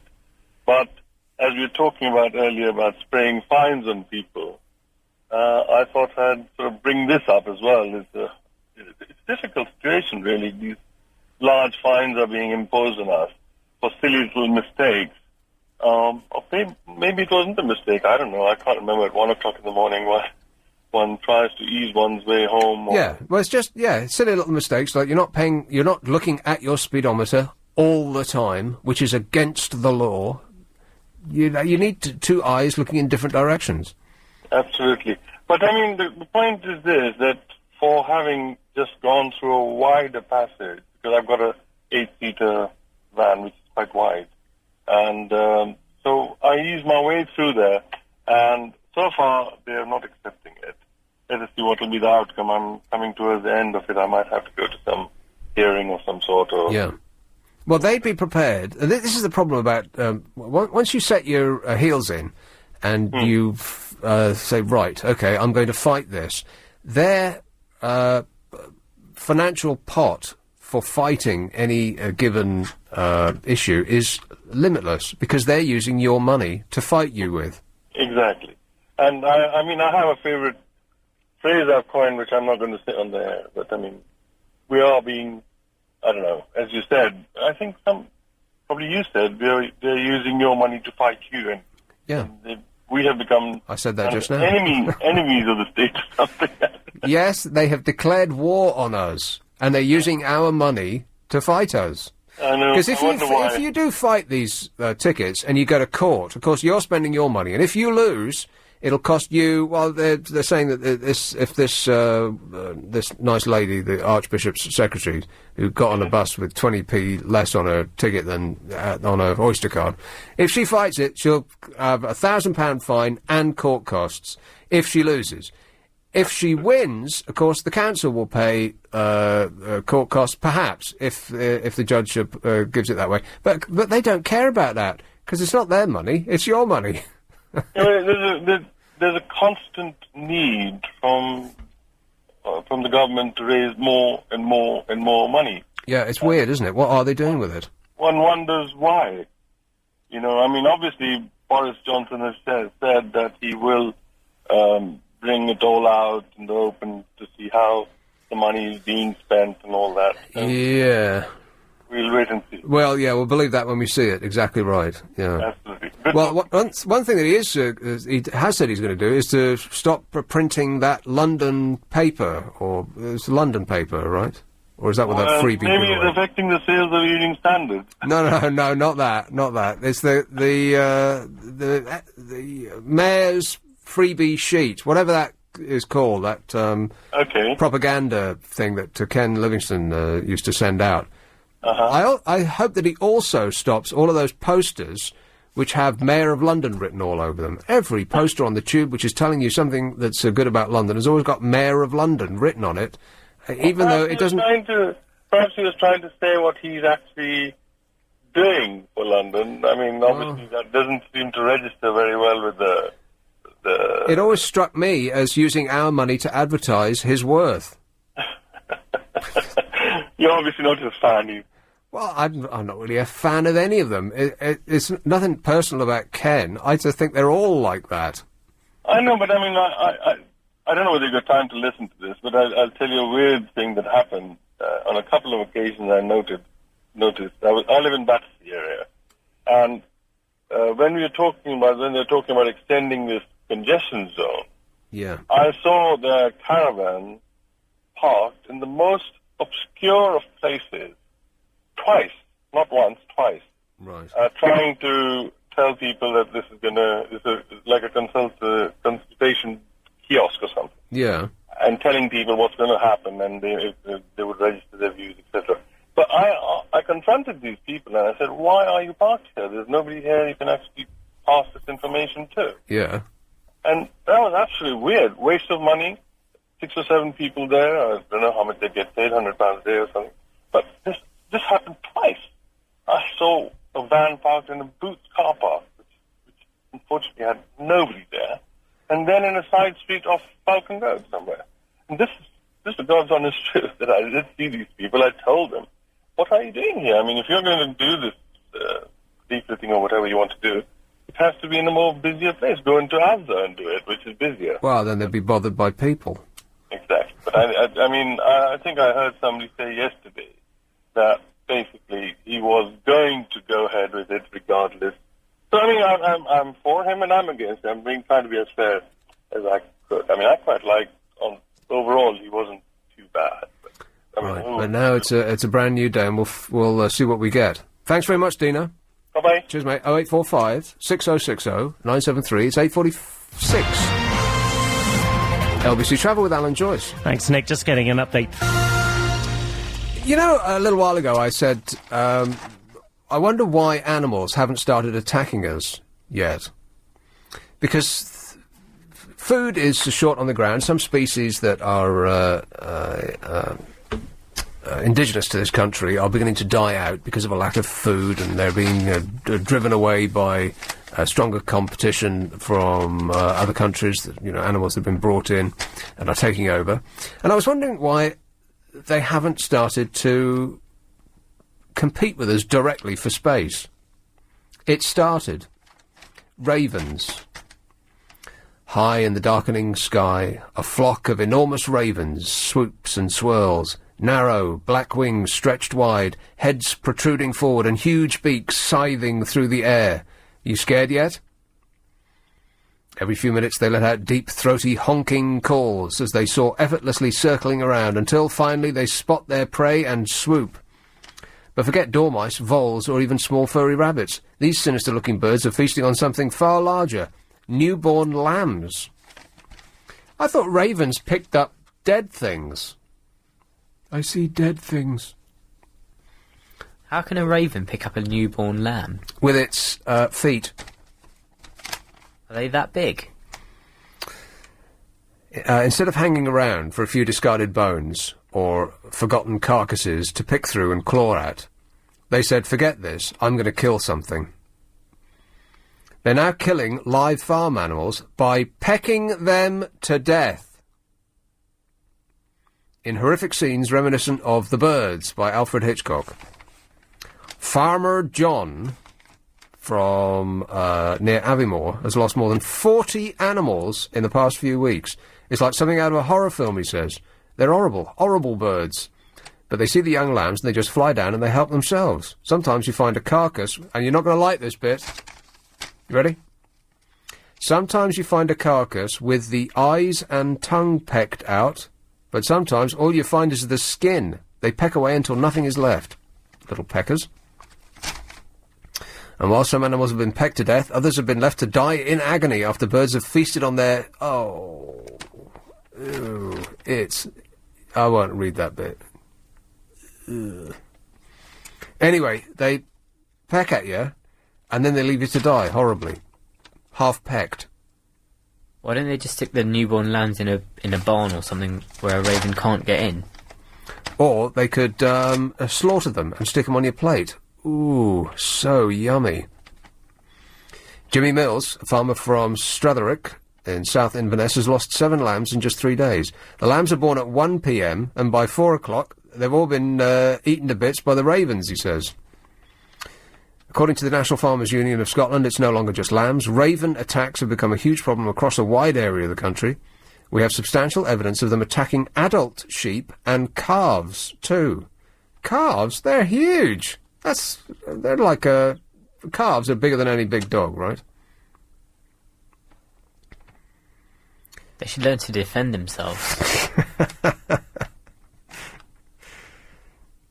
The attacks are so horrific that it's causing mental suffering to people who find the animals. The question is, why have the ravens suddenly started to attack livestock? Experts cannot give a definitive explanation, but some believe it's simply the pressure on food resources caused by the dramatically increasing raven population. Did I not say this a little while ago, that animals are going to stop being frightened of us, like some monkeys in, was it Sri Lanka and South Africa and places like that, where they just get a bit too cheeky and they come and nick your lunch? Seagulls have been known to do the very same. They'll take the sandwich right out of your hand. But they don't actually try to compete with us for food. However, if a flock of ravens descended on you, you'd leave, wouldn't you? I mean, you wouldn't hang around to try and see if you could punch one out. Whatever it is that you're enjoying there is theirs. If they decide that they want your lunch, then that decision is final, right? Did I ever tell you about the time I got surrounded by birds in Regent's Park? Hang on a minute. Surrounded by birds in Regent's Park. Really? Yeah. I was sitting eating my lunch. Hang on a minute. What kind of bird? It was a mix, actually. There was pigeons and ducks. Oh, right, what, they'd got into, a gang. They said, psst. And, a pigeon landed on the bench, and it was edging closer and closer to me. And I could see it. And I'm not scared of birds, but I did feel a bit of fear. And then of there a was pigeon?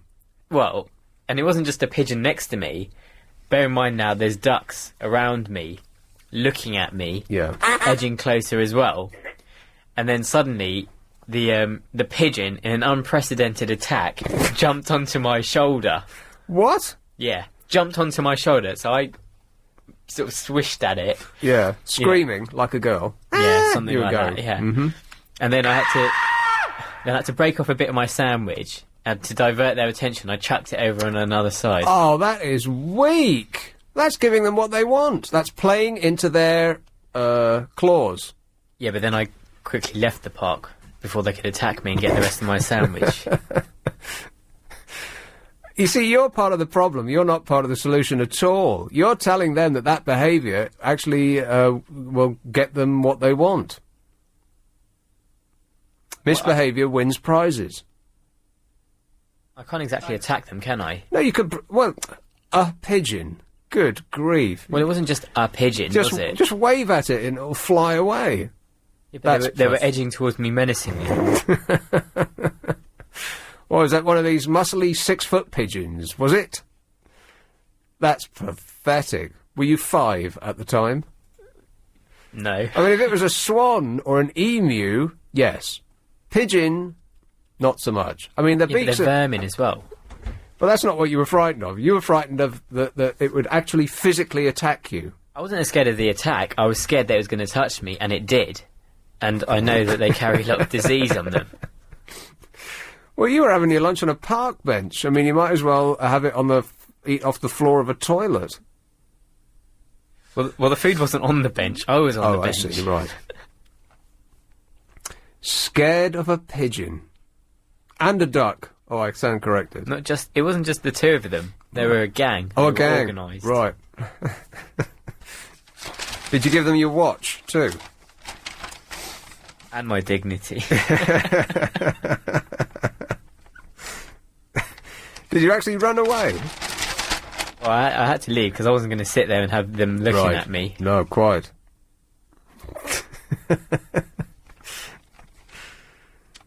They're an impressive foe, ravens, up to 2 foot long and worryingly adaptable. They can survive in Arctic, temperate and desert climates. Research published last year in the Scientific American also showed the raven to be one of the most intelligent species on the planet, up there with Raj and dolphins and apes, and unlike most other birds and animals, capable of learning from their own actions and from observing others' behaviour. What you couldn't learn from a raven, Raj. I bet they wouldn't give their lunch up to a pigeon. They'd be like, "Are you looking at me?" They're thought to be one of the few birds that can count. And some have even learnt to fashion leaves into special tools for extracting grubs from crevices in trees. In Japan, they were reportedly found dropping nuts onto a dual carriageway and then darting down to eat them once the cars had cracked them open. Wow! I think that we need to really take care of this raven problem right now before it gets out of hand. These things are smart and aggressive. Like one or the other, yes, but both in the same animal, that's a bit of a worry. They're like velociraptors. I think that's exactly what they're like. They slash at you and then eat your entrails. Plus, they're really annoying noise. I think we got ravens around my way. and it's not a nice noise that they make, and they look a bit evil. They're glossy and greasy and black and horrible. But now they're, I mean, if they start with lambs... Well, first they started with dead things, and they thought, oh, I'm not going to wait around for something to die, I'll kill something. And then they went with lambs, and now they're on calves. Well, we're next, aren't we? And if a swarm did attack one of us, well, they could have us, basically. You're going to fight off a swarm of ravens, you wouldn't even bat away one pigeon. This is LBC. In this demonstration, a person representing me at 10 o'clock, and tomorrow the schedule is back as it should be. Bill Buckley at 1 o'clock, Steve Allen at 5, Nick Ferrari back on breakfast at 7 o'clock, James O'Brien is back at 10, Jenny Barnett at 1, and James and Petrie return to do Drive at 4 o'clock. Your nightly news at 7. That's the lineup. LBC 97.3. Jerry Halliwell got rescued by a fireman. That sounds like one of her videos. And she was going to a book signing in a shopping mall. Do you know what Jerry Halliwell's favourite wine is? I want to go to Lakeside. It's one of my favourite jokes. I saw Jerry Halliwell in person, in actual real life. I was in a car outside a Top Persons store, and she walked in front of me. She looked as though she was being powered by nuclear fission. There was a glow coming from inside of her that was bizarre. Rich people are like that. Have you noticed? There is some sort of... It's as though they got light coming out of them from the inside. Really weird. How do they do that? Implants. Implants. That's actually correct, yes. It is implants. Well done, Raj. Light implants, yeah. No, it was really weird. I mean, she was brown, that sort of weird celebrity brown that doesn't look like it was done by tanning, you know, sort of toiling in the fields. It looked as though it had been nailed onto her. But that wasn't the only thing that was... I mean, she was glowing. She was very tiny, petite, stick-thin, tiny little... Like, it looked like she'd just fallen off someone's charm bracelet. Like she'd be hanging on a string from someone's rear-view mirror. Doing a little dance. Whatever she does. The biggest example of that, the most... striking example of rich and famous people having this sort of energy about them was that guy who looked like James Bond's nemesis, looked like Blofeld. He's dead now. He's still dead. Oh, blimey, what's his name? He had a fight with Tiny Roland Harrods. What's the name of that guy?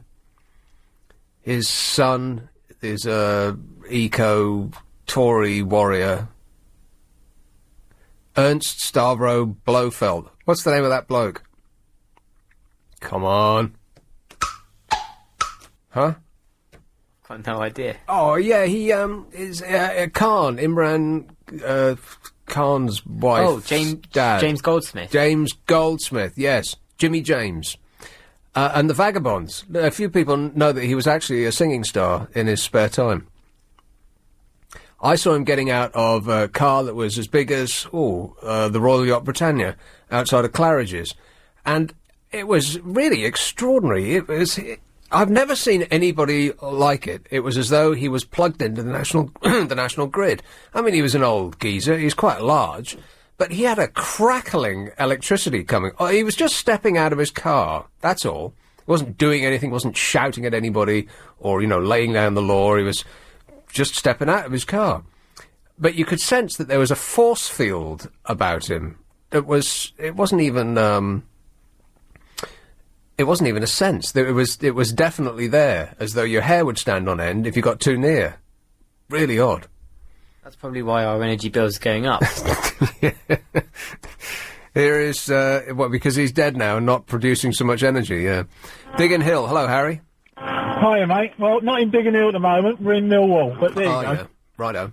Hungry dicky birds. Birds? Yeah, hungry ones. Yes. For years and years, we've been feeding them, giving them nice big rubbish tips to go and feed on lots of carrion from. Yeah, that's right. And now all of a sudden we've got the bin police. Correct, yes. Recycling everything, and there's no food for them to eat. Right.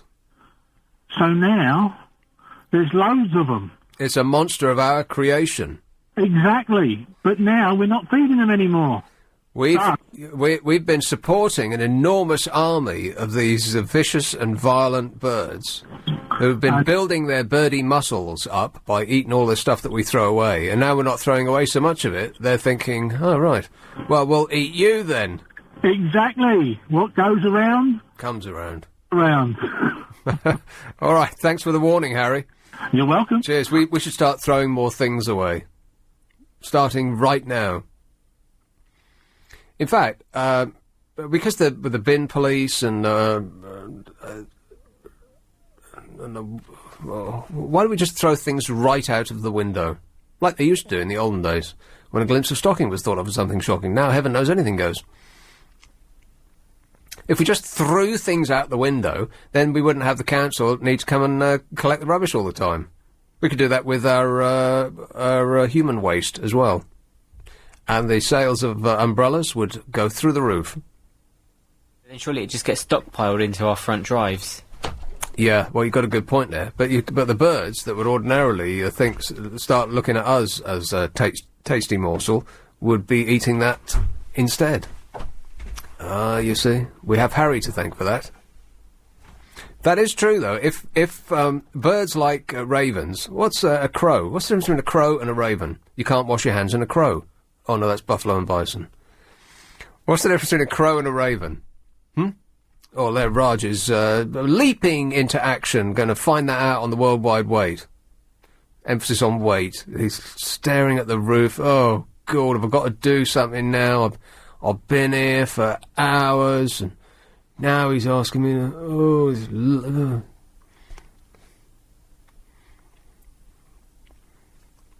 They're both very evil, they're both quite large, and they're both capable, en masse, of killing us. And I'm sure it all occurred to them at one point. Here is Dulwich. Hello, Emily. Hello. Emily. Hi. I just thought I'd offer some help, really, to the farmers who've been losing their sheep from the ravens, from my teenage sons, in fact, who have got a trick for getting rid of seagulls. So I don't know if it'll work on ravens as well. Oh, yeah. And they learnt it when their chips were pinched by some seagulls on the beach. Yes. And some chap came and told them that what you do is you hide an Alka-Seltzer tablet in some food that the seagulls are going to pinch, and they come and eat it, and it gets stuck in their throat, and it blows them up. It blows them up. It blows them up as the Alka-Seltzer starts to effervesce in them. It gets stuck in them. They can't expel it, and it just blows them up mid-air. So I thought that possibly might work for the ravens. That'll teach them. That'll teach them. All right, thanks very much, Emily. Bye. That was awful. I don't think you're allowed to do that, are you? Blow them up. You're not even allowed to shoot them. Ravens are protected, apparently, so the farmers can't even fight back. They just have to stand around and let them do it. Ravens. Ravens are common characters in traditional narratives and mythology around the world, notably in a part of North America. Besides being the representative spirit of actual ravens... What? Besides being the representative spirit of actual ravens, he is often depicted as a trickster or cult hero figure. Who is? What have you got up here, Raj? What am I reading? Wikipedia. Ravens in mythology. I want to know what the difference between a raven and a crow is. Not ravens in mythology, just raven. Stupid boy. You do it. I'm doing a show. Here is Chelsea. Hello, Eric. Hello, how are you? Eric, I'm well, thanks. I have a question. Can you park on a single yellow line on a bank holiday Monday? I would have said yes had I not seen a line of cars on Sloane Street. King's Road today, yes. As far as the eye could see, every single one of them had a ticket on. You see, I saw the big issues at the booths there across from Duke of York Plaza. So I spent all day chasing people down, telling them not to park. And every time I took a break, the motorcycle cop will come around and make £1,000. You spent all day telling people not to park there. Yes, yeah, maybe 8 hours. I saw the big issues there. Oh, right, okay. The boots. And so, well, some people are grateful, but whatnot, but I couldn't stand to see so much money going down. They even lifted cars off there so they get more space for fines. For more... yeah, exactly right, yeah. You know what I'm saying? I couldn't believe it. I can't believe it either, because I think that if you asked 1,000 people in the street whether you can park on a yellow line on a bank holiday, everybody would say yes. And what the big point was, people would argue with me about it, and I'd take them down to the parking meter and show them the small print on the bottom of the parking meter. You were trying to do them a favour, and they were arguing with you. Yes, I was. Why not? Because I couldn't see, well, if you have spare £60, I could use it, you know. Doesn't that make you a bit annoyed that you were trying to help them out, and all they were doing was just arguing the toss with you? No, well, I didn't want to prove the point. But I'm not. I'm just in a small predicament at the moment. But right, no, I'm supporting you. I'm saying, wasn't it annoying for you to be doing them a favour and they're questioning your judgment? Well, when they didn't listen to me, they'd sit there and they get their ticket, and I'd sit there and laugh, wondering what can I do? And that'll teach them, yeah.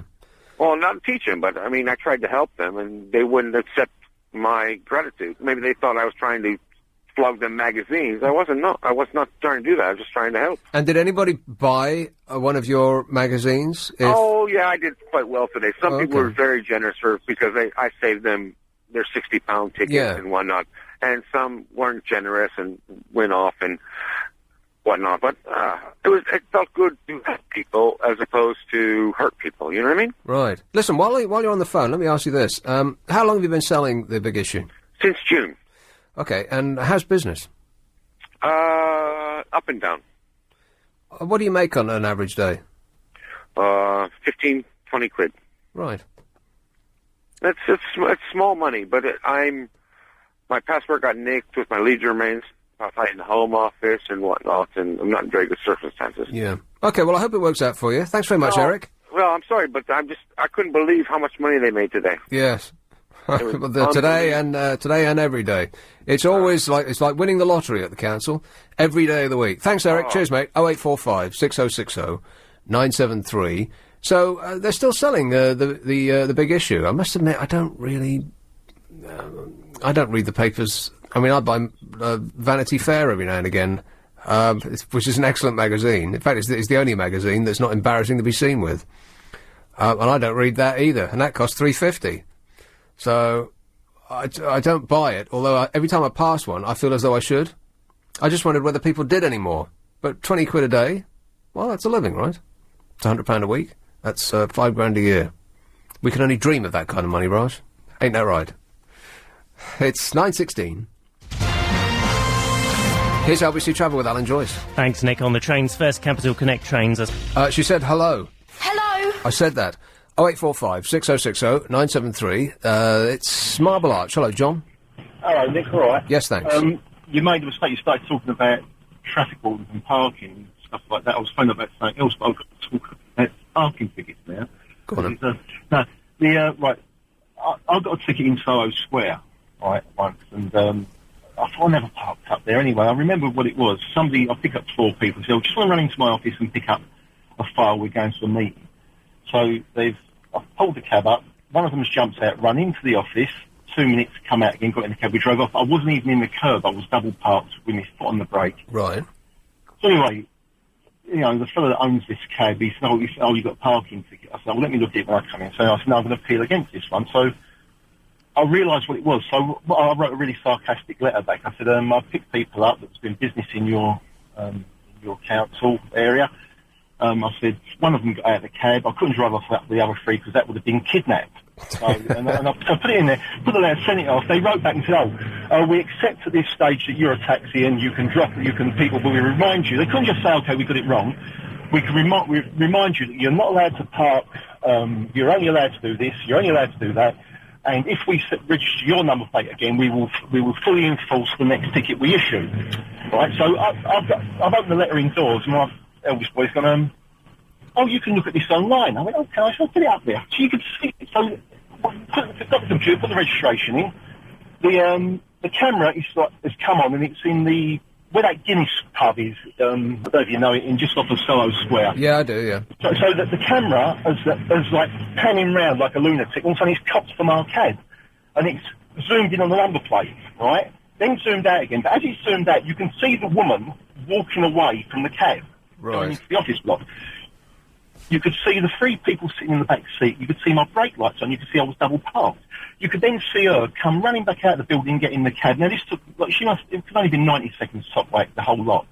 We're watching it like in disbelief. And what they do is that thing, we'll issue the ticket and some mug will pay. Yeah, I'm sure that for every 10 illegal tickets that they issue, they're bound to get at least half to pay. Yeah. Right, so that was that. So I appealed against it. So the next one that I've got that was in the City of London. Were you sitting there with your foot on the brake, by the way, so that the doors were locked and they couldn't do a runner?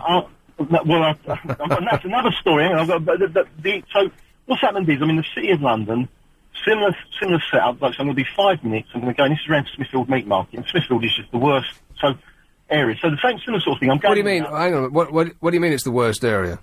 For the way they enforce around the market, there's cameras everywhere, and you stop there. So what I did, I've stopped at, there's a storage place there, so I've stopped outside this storage place. He's gone off, right? So I've sat there for 5 minutes, he's come out, he's gone, no, forget it. Right, he'd already given me money, so it's not ready, just go, right? So I drove off. So the ticket's turned up in the post. So I thought, no, this is the same sort of thing. So what I'm going to do is I'll look at it online. So I've got on the computer, and it's got the City of London. So I've tried to, can't do the same as what I was doing at Westminster. So I've gone through so I thought I'd phone them up. So I phoned up and I went, I want to look at this online. I went, oh no, don't be silly, you can't look at it online. It's far too... But honestly, this is the attitude it was like laughing at me. I'd asked for no, you can't do that. He said, I'm amazed that you could look at the other one. Well, no, that's exactly. So, no, you can't look at it online. So what you have to do, he said, you write in and get an appointment. It was like one of these old bobbies. Like Rick said, you write in for an appointment and you can come in and have a look when we send it to you. He said, you'll have to go something like Cardiff and have a look at it. So you'll get this ticket. Yeah. Honestly, we haven't got the technology to do that. No.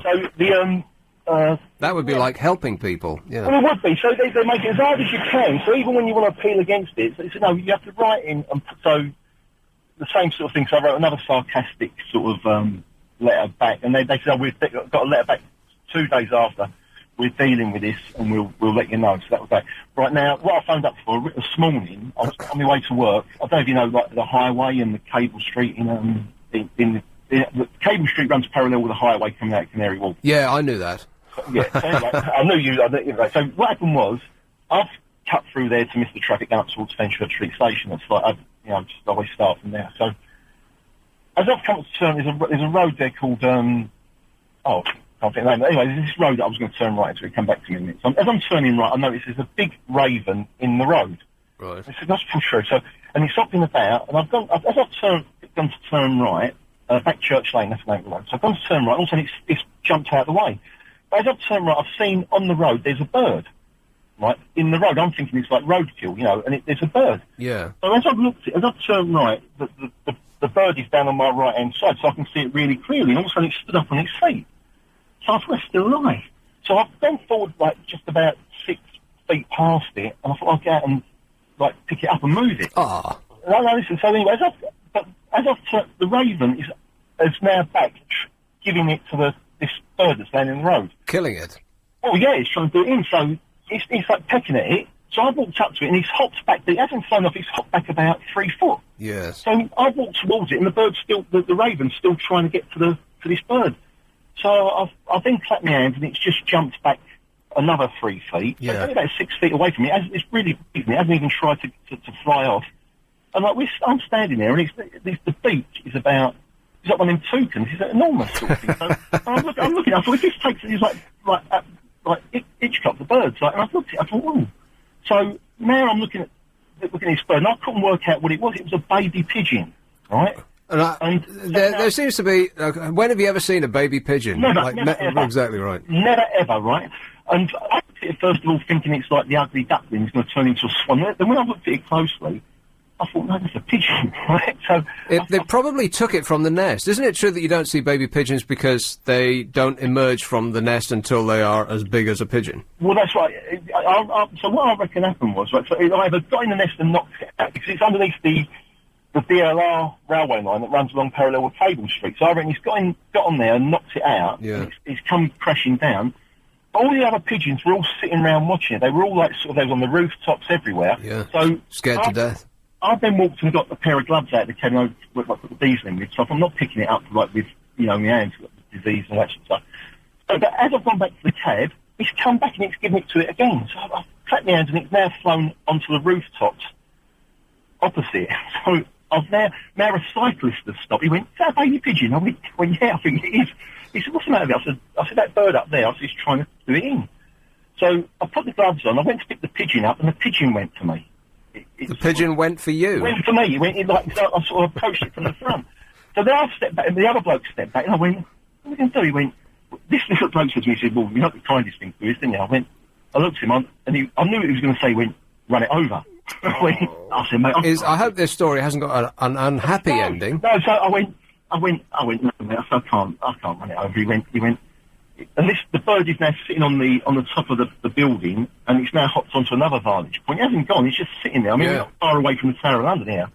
So we're sitting there, and like, it's a standoff, and I'm thinking, I can't pick that up. And anyway, so what happened was it got up onto its feet and it sort of shuffled over to because it's got one of them raised pavements for the cycles, that's what it was on. So it scrambled over to this debris, and I found I'm not going to. If I'd have took it to the Blue Cross Hospital with Victoria, the animals, they'd have laughed me out of court. You haven't. But what I do know from before, when I've tried to, be a good Samaritan, they went, they turned around and went, he'll die of shock anyway. So I've got there's a cardboard box, and I put it over the top of it and left it in the cardboard box. It weren't going to live, but I mean, I couldn't run it over, and I couldn't sleeve it to the. Well, so now you're going to starve it to death in a cardboard box? Well, I reckon it just died of shock. I reckon it was just... I do feel guilty. I've been thinking about it all day. It's conscience, that's because that's what these kids don't have nowadays. My kids have conscience. Right, one other thing before you go. You said about locking the doors. Yeah. 2 weeks ago, this is a common thing now, that happens quite a lot. Canary Wharf, the Limehouse Link tunnel was closed. I was coming off, so they divert the traffic around Limehouse. I'm sitting 11 o'clock at night, sitting there daydreaming, just sitting there looking at... Also, my luggage doors come flying open, and it's like a crash. And it was like slow motion, but 100 miles an hour. Bloke with a hoodie stuck his head inside the cab, grabbed what was on the floor, and ran. So I went back. I just didn't know what I'm a big lump and all. And I went. So with that, the punter in the back's gone, let me out. I'll catch him. And he's shaking on the door. I went, "Mate." I said he could have a knife. I said he could have anything. All he's got is my old leather jacket. I went, "There's no, let me out. I'll catch him. I went, "Look, mate, leave it. Don't worry about it." He said, "Well, go round the block." He said, "If that's all it is, the old leather jacket." He said, "We'll find it." So this is right sort of on the junction of the old Chinatown that goes into Commercial Road. So we went up. We done the first left, done the left where this guy had run. Sure enough, it was on the floor. My coat was on the floor. There was nothing in it. So the bloke me and the bloke got out, and. He said, so he got to give it back to me. So I went, "Thanks, mate." I said, "You didn't have to." I said, "He would have probably said, don't worry about it, so I'm used to it." So I'm not up to what he said, I'm used to it. So I said, "See that road there?" I said, "If I was to drive down that road there that's got the no entry sign, which is about 6 yards long, this little bit of road, to get out of the traffic," I said, "there'd be a copper waiting there to nick me." He went to me, "There wouldn't be a copper, mate." He said, "There'd be a camera." So I went, conversation went on, but it turned out this fellow is P.C. Holt from police station somewhere or other in South London, and he was an off-duty copper. That's why I wanted to chase him and catch him. He said, "My job now," he said, "is just all it is. He said, it's not paperwork. It's what is it, Nick? You know what it is." Oh, I'll give in. I thought it was paperwork. He said, "Targets." Targets, right? Yeah. It's targets. He said, "All I do, I have to meet targets." And he said, he got me coat bag. He'd been a copper for about 16 years or something like that. And he started catching him, and I went, "You won't, mate." I said, "You could have a knife." I said, "Just let it go." But he did get the coat back and all that. But he said, "No, it won't be a camera there. There won't be a copper there." He said, "There'll be a camera." He said, and I thought, you might like to know that. Yeah, well, that was a happy story, John, but we still will remember you as the bird killer. Yeah, like sort of the evil Colonel Sanders, you have to call me. So yummy. All right, thanks a lot, John. All right, see you later, Nick. 0845 6060 973. He faced up to a raven and he lived to tell the tale. He's lucky to be alive. This is LBC 97.3. Full. Hello there. How was the weekend? Well, it's whizzed past, but I've been here half the time, of course. On a Sunday night. Oh, and, right. Yeah, Sunday to Thursday now. Right, don't talk to me about working all the time. Oh, of course. Yes, busy man. Well, I got Friday off because, of course, the big... I was listening to that, yeah. How did he keep going? That was incredible. Yeah. Nick Ferrari, who'd already been on in the morning. He'd already done breakfast, that's right. And I thought 5:30 was an early time to start in the afternoon. And then it went on, and it went into the next day. Yeah. Well, they called me at home and they said they think it might be a bit late. Don't bother coming in. Oh. Well, you can imagine. You can imagine my thrill. You're disappointed. Just stick on a few more Sopranos episodes and put your feet up. There was only half an hour of Jim Davis as well, I think. But by the time Nick had actually finished, there were people standing by whose programmes were disappearing as he broadcast. Anyway, I'm hoping that Londoners are coming back into London, and so we might have some people calling in tonight. Oh, I wouldn't think so. You never know on a bank holiday. No, I wouldn't think so, Clive, no. My few questions are, what could Gordon Brown do to woo you back, if anything? That's a very hard sentence to say. What can Gordon Brown do to woo you back? Woo you, yeah. So that's one question I'll be asking. Right. Are you a man who wears eyeliner? Doesn't look like you are. And yet I look fantastic. That's what you were going to say. Yeah, it's just natural, isn't it? What rubbish. I read that as well. Who buys makeup? That, yeah. No bloke buys makeup. Yeah. Raj, have you got eyeliner on? Actually, he does look a bit like he has got eyeliner on. I'm not so sure about Raj. Yeah, he could be. And school sport and PE. Oh, there isn't any. Yeah, there's very, very little of it. Well, they've sold all the grounds. There's nowhere to do it anywhere. No. Or the PE. Yeah. But does it really matter? I hated PE. Yes, Clive, it does matter. I hated it too. I used to skive and go to the cafe and smoke fags and have a coffee with the lads. But it's important, and other people should do it. Right. Well, that's right. Yeah. So that's what we're going to be talking about. Your memories of PE and school sports. Ooh, that's a good one. I might steal that one right now. I've got nothing else to talk about. Okay. Well, thanks. I'll be here at 10. Very good. That's Clive Bull. He's on at 10 o'clock. Meantime, if you want to talk about things other than those that Clive has talked about, because that would be the worst thing in the world, is to tell everybody your sneaky plan, and then have some oik like me nick it from you. No, I won't do that. That'd be awful. It's 07... no, not. Why do I keep saying that? 0845 6060 973. On the news, there was this tale about the about Brits abroad. Now, some of this strikes me as funny, but while I'm laughing at it, I realise that I shouldn't be laughing at it. But it's the British way. We find inebriation amusing, which is why we're so very good at it. A British couple who collapsed unconscious after a drinking session on the first day of their holiday in Portugal face prosecution for allegedly neglecting their 3 young children. Eamon and Antoinette McGuckin.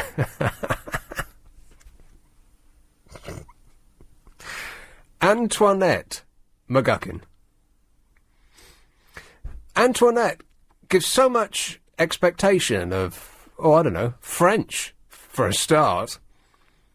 And it's so flowery and, it's just such a... there's so much associated with that name, Antoinette. Is there a more beautiful name in the world than Antoinette? Followed by McGuckin. They were taken to hospital for emergency treatment while their children, aged 1 to 6, were taken into temporary care by the authorities on the Algarve. The couple, from County Londonderry, could be called to court as early as today to face charges of abandonment, negligence and drinking to excess in front of a child.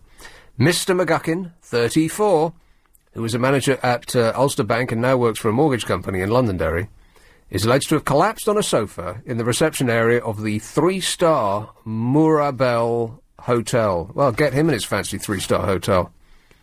At the Villamora Golf Resort on Friday night. His 32-year-old wife, Antoinette, is said to have staggered into the bar with her child before passing out. Emergency services could not wake the parents, so they were taken to hospital for treatment while their 3 children were taken to a local refuge. A spokesman for the police said the parents had been drunk since 3 p.m. Staff called us at 10 p.m. as the children were crying and they could not revive the parents who were both out cold. The family arrived on Friday afternoon. They were believed to have visited a local pub where pints of lager cost 78 pence before going to dinner at 8. They arrived back at about 10 p.m. and they entered the door in reception, and the man, he tried to sit down on the sofa and fell through it, the manager said yesterday. He fell asleep immediately. He passed out. We tried to wake him, but it was impossible. How can you fall through a sofa? The lady, she tried to go with the children to the apartment. She was struggling with a pushchair, swaying from side to side. We put her and the children inside the bar. She was sitting on a chair, and she fell asleep and never woke up. We tried to wake her. We tried to put some water on her face to wake her up, but she was very, very bad. She started to be sick every minute. We decided to call the emergency services. Brits abroad, eh? And they say that we have a bad reputation. Why is that, then? There's nothing funny about that, apart from its, apart from the visuals that go with the description. Very, very funny. Speaking of French people, by the way, you remember we were speaking of French people? Antoinette. A French doctor is urging his countrymen to give free rein to flatulence, sweating and other bodily taboos to reduce the risk of... Guess what? Stress. No. Embarrassment. No, I think that would increase the risk of embarrassment. No. One more guess. If everyone was doing it, then no one would be embarrassed. Well, that's true, yeah. A French doctor is urging his countrymen to give free rein to flatulence, sweating and other bodily taboos to reduce the risk of cancer. In his book, Le Grand Ménage, or Spring Cleaning, Frederick Saldman invites them to embrace the stereotypical British view of the French and to have a relaxed attitude to bodily functions. Is that our attitude, our stereotype of French people, that they smell a lot? No, it isn't. That's where perfume comes from. They smell great. And they're svelte. And they look chic. Well, the ones in Place Vendôme do. Is that how you pronounce it? Vendôme. I don't know where that is. It's in Paris, isn't it? That's near where I was staying. Everyone looks chic apart from me, as a matter of fact. People were pointing surreptitiously. Oh, c'est anglais. They were going. I find that surprising since you're so well dressed. Yeah, that's right. This author calls for an emancipation for belching, breaking wind and sweating profusely. Eliminating the 2 litres of gas produced a day by the average Frenchman is a natural process, he writes, adding that retaining it can be harmful to the intestines. The French, he adds, should dare to... Very bad word beginning with F. Can I say it?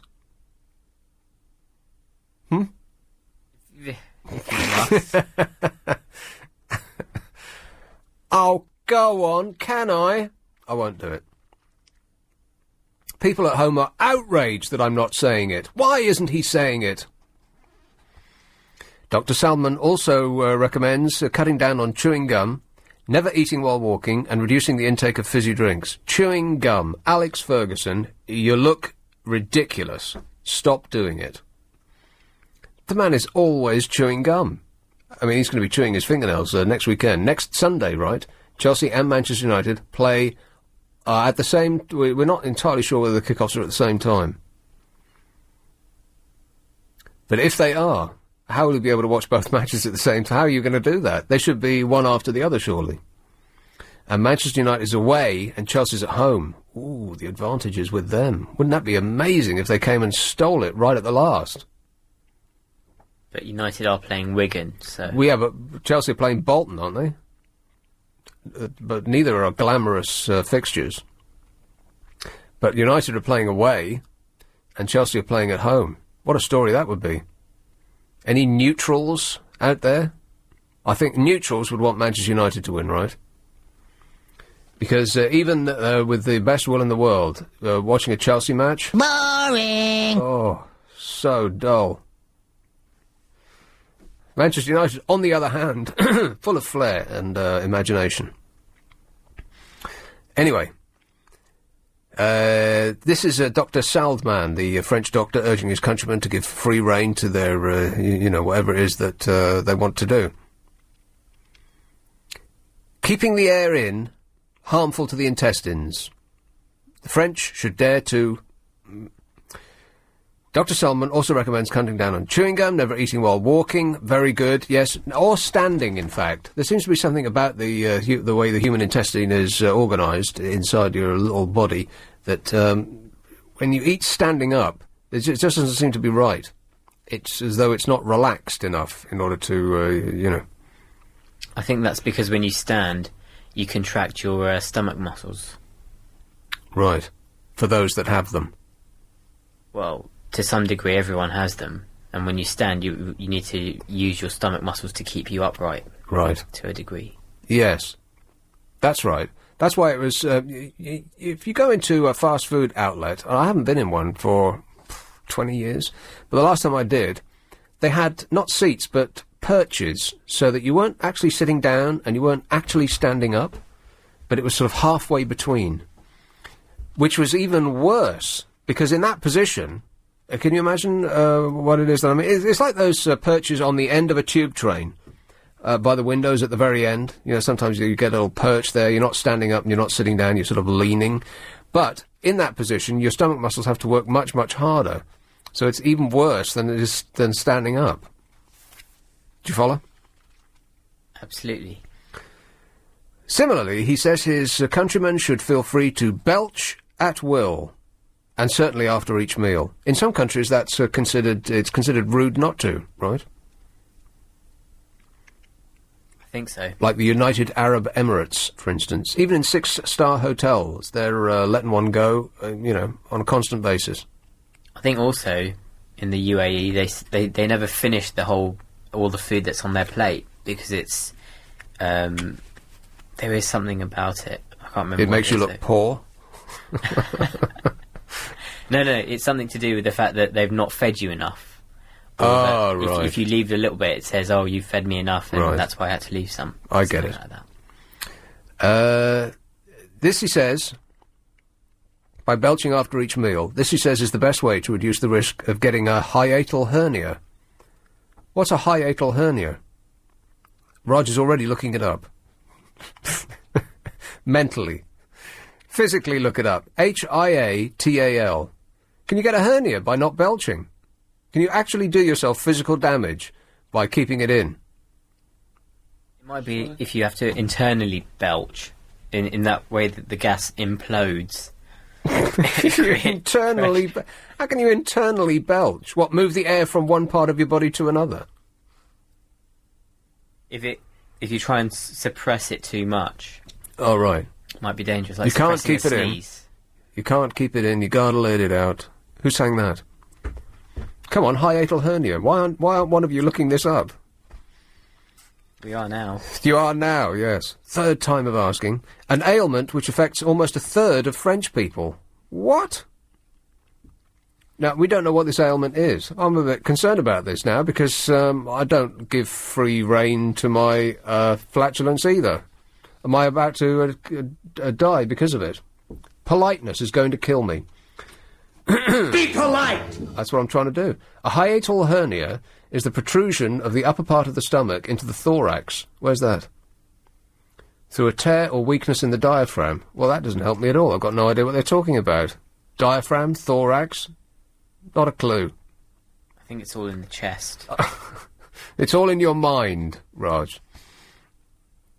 Oh, I'm going to have to come back to this because I've strayed after the... I've gone too far. We'll come back to your intestines in just a moment. I bet you can't wait. It's 9:46. LBC Travel with Alan Joyce. Thanks, Nick. On the tubes, bank and money. Anybody had a hiatal hernia? A third of French people have this. I find that extraordinary. Well, if a third of French people have it, then a third of us have got it too. I've just looked it up. A hiatal hernia is a protrusion of the upper part of the stomach into the thorax, which is the muscly bit around where your sternum is, at the bottom of your rib cage. So your stomach is squeezing into your chest parts. A third of people have that. I find that hard to believe. Well, there's 3 of us here. Hands up who's got a hiatal hernia. Oh, no one at all. See, there's statistical evidence that this man doesn't know what he's talking about. And how do you get that, then? I'll tell you what it feels like, shall I? Symptoms include an acid reflux. What's that, then? When the acid moves out of your stomach, a gastroesophageal reflux disease.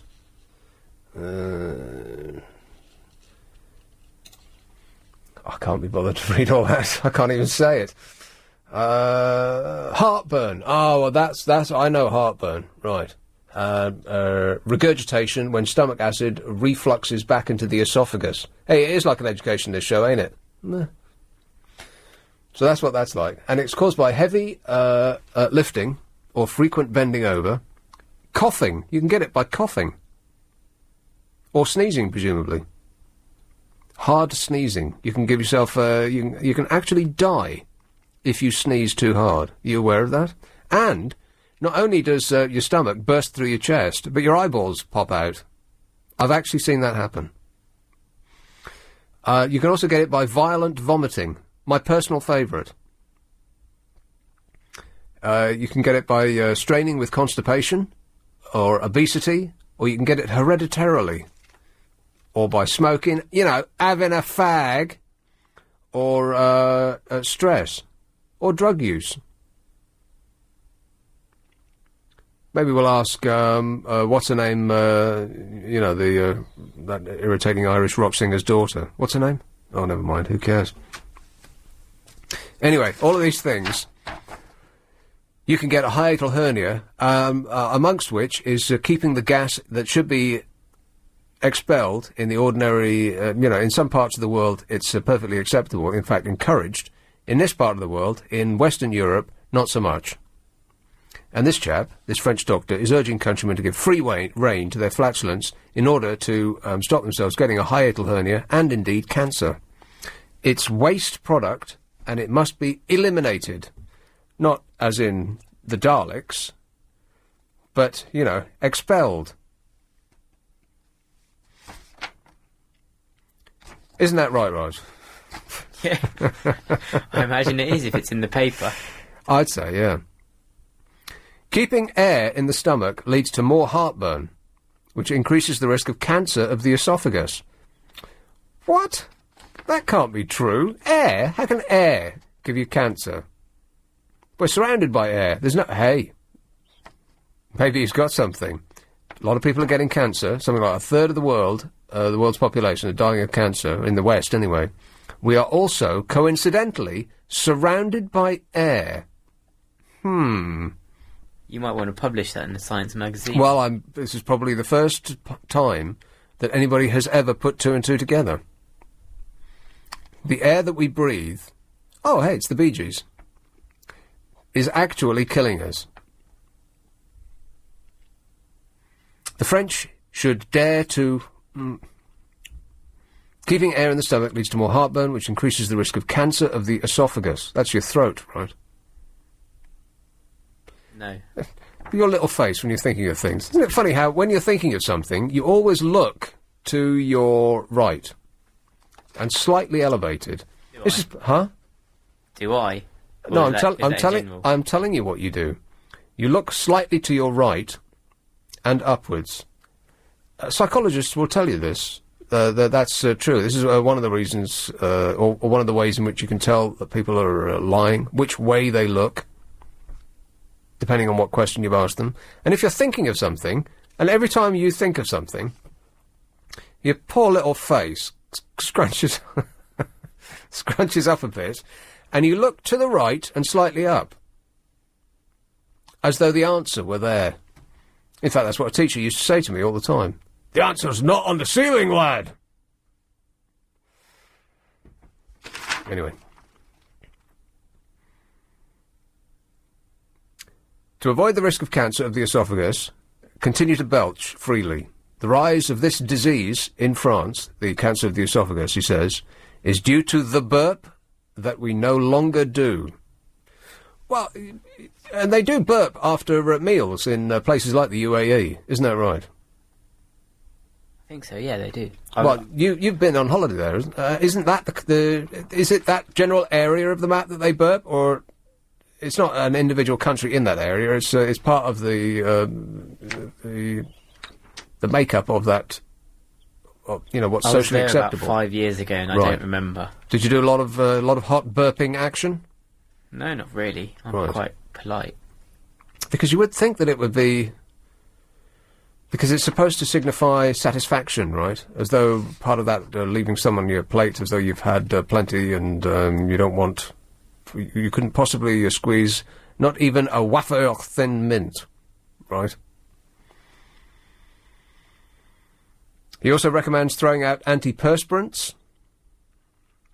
To block sweat not only stops the elimination of toxins, he writes, but also a certain number of messages that are potentially very attractive to the opposite sex.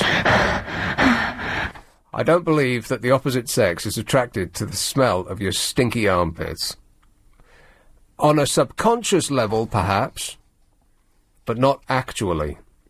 Although, if you read the ingredients in the stuff that you slab on underneath your arms, then you'll find out that you are actually covering yourself in poison.